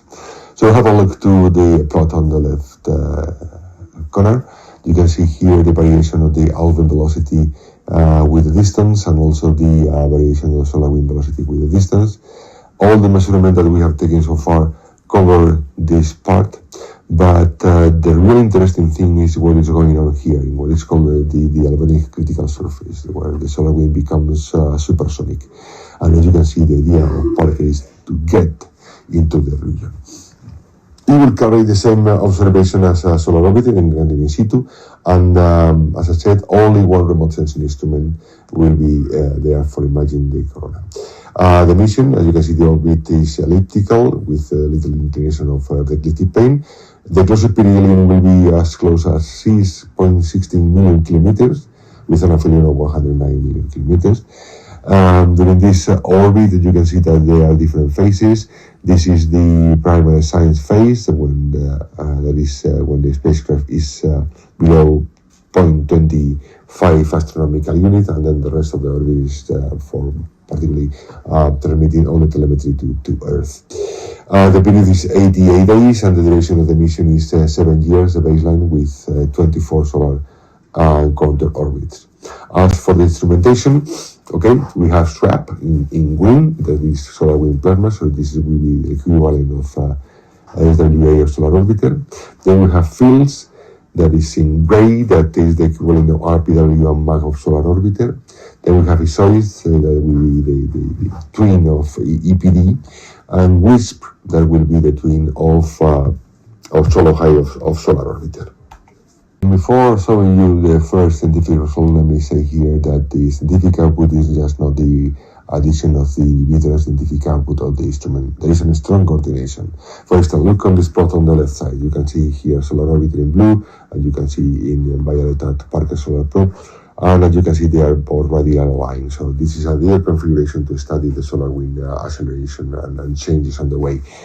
And besides, in this case, solar orbiter can serve as the eyes of a Parker Solar Probe to check where this is connected. In this other case, on the right side, you can see that both the spacecraft share the same magnetic field line, so this is an ideal configuration to study the energetic particle propagation. Also, solar orbiter can serve as the eyes of Parker Solar Probe, but we have also cooperation with instruments on Earth, telescopes on Earth, that we will also, in this case, serve as the eyes of Parker Solar Probe. So I'm going to start to show you some of the results, and the first that I'm going to show here is the campfires as a result that is related with the solar atmosphere. So this is an image taken, a movie taken from the extreme ultraviolet instrument, particularly from the high resolution instrument. It's looking at the quiet zone and the coronal hole, looking through a line of 910 that corresponds to a temperature of ranging between 0.6 and 1 million Kelvin. This image was taken on 30th of May 2020 at a distance of 0.5 AU, and what is striking here is all these small features that you can see, these small brightenings that were called as campfires. So after more passages and closer distance, we have more information about them. We know that the duration ranges between 10 and 200 seconds. We know that the temperature is higher, between 1 million and 1.6 million, is higher than the surroundings. And the dimensions, as you can see, they have the extension of between 400 and 4,000 kilometers, with a height above the photosphere of 1,000 to 5,000 kilometers. But what is the origin of this feature that we can see in the sun atmosphere? These pictures that you can see on the screen are from this paper from Cahill of 2022, in which they analyzed 38 of these campfires. You can see here on the left side of the plot the image of the sun, the extreme ultraviolet image on the sun, and the boxes, the yellow boxes that you can see here are the different campfires. And on this plot on the right side, you can see the magnetograph of the surface coincident with that of the extreme ultraviolet. What this author found is that 27 out of the 38 campfires were confirmed between bipolar magnetic features, and that this feature showed the signature of magnetic flux cancellation that could be between the two main foot points or between one of them and a nearly opposite polarity patch. That is the case that you can see in this big feature you can see on the right side, okay? So here you can see different polarities of the sun. This yellow rectangle is one of these, or a particular feature that we are interested in. And you can see here also the arrows that point on the formation of the feet of these campfires. And you can see, okay, here the interaction of this polarity, this region of polarity with that one on the right side. You can see the interaction with time, and you can see how these campfires develops or coincident with this interaction with the nearly opposite polarity patch. So we know that somehow magnetic recognition is at work. And for the rest of the 11 out of the 38, they were observed over small scattered magnetic features. So other heating mechanisms must be at work. So what about the solar wind, particularly slow solar wind and the switchbacks? Okay, here what I'm showing you is the measurements that were taken from the plasma measurements on Parker Solar Probe during the first perihelion, covering a distance between 30 Cs to 54 solar radii with periods of co-rotation. All these figures were taken from this work led by Stuart Bale that was published in Nature. And I'm going to first of all focus on those two plots that you can see on the bottom. On the left one, you can see a small coronal hole, and overplotted over that, you can see the trajectory of the perihelion. And then on the right side, you can see the components of the magnetic field and the solar wind velocity. And the first thing that is striking is that we could identify the low solar wind source with this low latitude and small coronal hole. And what I want to focus you is on this particular plot that shows the component, the radial component of the magnetic field, that is the component that is in the line between the spacecraft and the sun. And beside this envelope that you can see here, that is due to the variation of distance, to the approaching distance of the spacecraft. Look at all these variation: positive, negative, positive, negative, positive, negative. These are reversals on the radial component of the magnetic field, and these are called switchbacks. You can see a cartoon over here or what Parker was looking at. This wasn't new. I mean, Ulysses on the 90s of the last century saw some switchback at higher latitude, but it's the first time that they were so intense and so numerous. So you have to think that if you have a magnetic field and you bend it, you have to make it work on it. And if you make it work, that magnetic mix came into play, and there is going to be dissipation, heat dissipation, and this could be related to coronal heating. But before that, what is the origin of these switchbacks? Is something that is related with the photosphere, something going on in the photosphere, is something that is a natural evolution of the young solar wind? Well, okay. There will be some progress on it. There is still some debate, but we have found that these periods of switchback are in conjunction with rich enhancements of helium, and helium is an element that is particularly abundant on the photosphere. And besides of that, there is a correlation of the switchbacks with this photospheric supergranular that I mentioned before. So there are some hints, there are still some debate, there are some hints that there could be of photospheric origin. About the origin, again, they seem to be related with the interchange reconnection.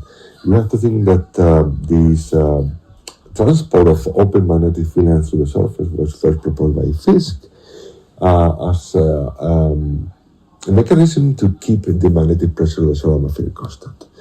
But there were not proof of it.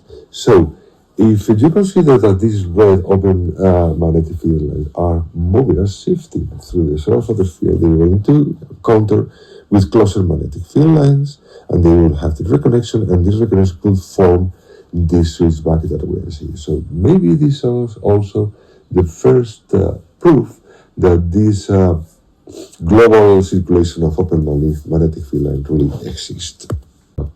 The net result referred to the corona, and particularly to the Halven critical surface that I mentioned before when presenting Parker Solar Probe, this plot particularly. Here on the right side, you can see some measurements that were made by the magnetic field and plasma instrumentation on board Parker Solar Probe, and they correspond to 28 April 2021 at a distance of 13 million kilometers above the photosphere. So there were periods in which Parker Solar Probe really get into the Halven critical surface and are marked of these gray bands over this plot. So this is what really outstanding. I mean, we knew that this Halven critical surface exists. We thought that maybe it was a spherical surface, but after looking at the data that Parker obtained, now the picture that we have about this Halven critical surface is that is full of valleys and tips and some kind of wrinkles, and that these tips and wrinkles are connected with the coronal streamers of the sun. So this is also really understanding the discovery.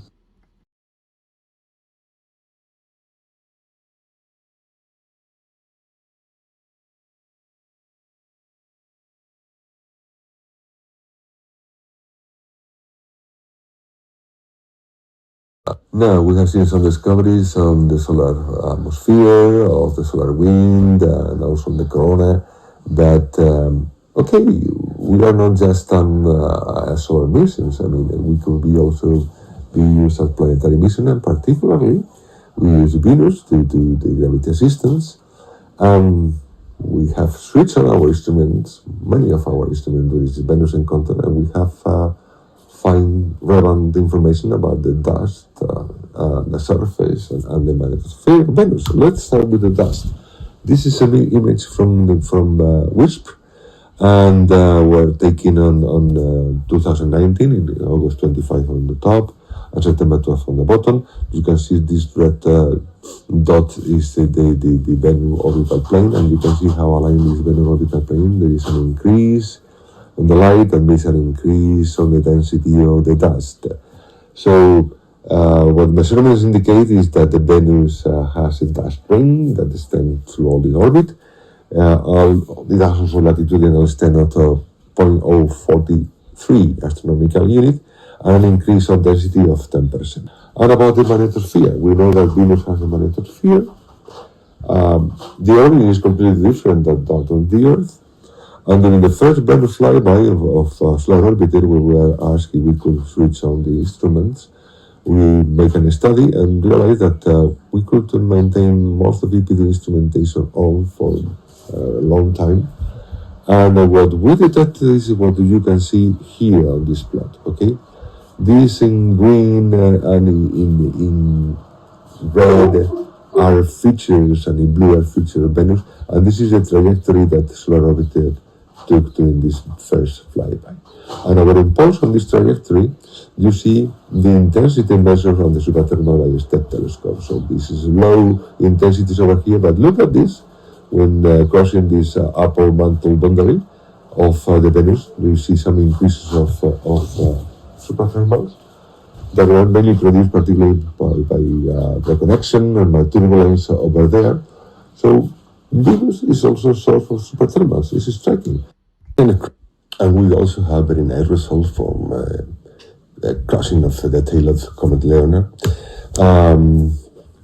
This kind of crossing are not something that is unusual, but in this case, it was the first case that this crossing was predicted by PhD students and grants from UCL. I don't know, some of you are not here, but thanks for the head-ups.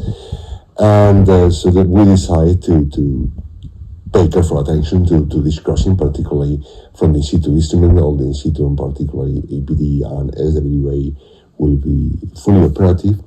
And in this plot from the heavy ion sensor from the SWA, you can see energy per charge versus time of flight. Time of flight is the time that the particles takes to travel through the core of the instruments. And you can see different energy per charge particles clustered in different parts. This is before the tail encounter, and you can see that the higher intensities are over here, line through with this red line. That means the solar wind velocity, and they are particularly protons and some helium. But look on the 17th of December, and in this case you see that there are different pictures here. You can see traces from oxygen, from carbon, from water, from molecular nitrogen, from carbon monoxide, carbon dioxide, and you can see velocities that are above those of the solar wind. This is clearly an indication of particles that are detected from the comet tail. But what was really surprising, at least to me, is that when we look at the EPD data from the superthermal telescope, we see all these announcements over here also with the tail crossing. So we have seen so far superthermal related with tail crossings, superthermal related with Venus. So the picture is getting more and more interesting about the origin of superthermals. It's too early right now, but things seems to be on the way. So what comes next? Here you can see the next orbits of the Parker Solar Probe. As you can see, we are right in the middle. There are 24, as I said. There are 12 left until the end of the mission. Very stable, with the perihelions are quite stable over here, very close to the sun.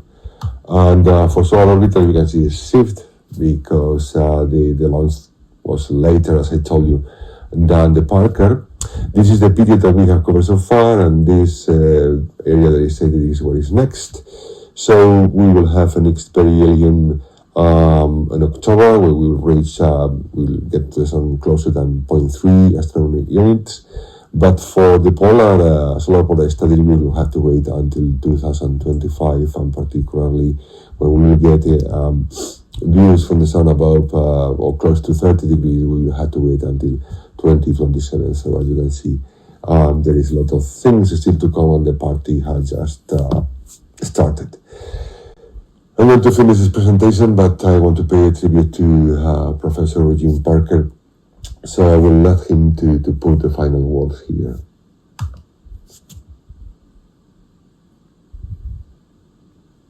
When you have a space mission into an unknown place, you find remarkable things that you did not anticipate. Well, the sun is the primary puzzle in the universe because it's the one star we can observe in detail, and stars are complicated things. The stars are complicated things indeed. Thank you.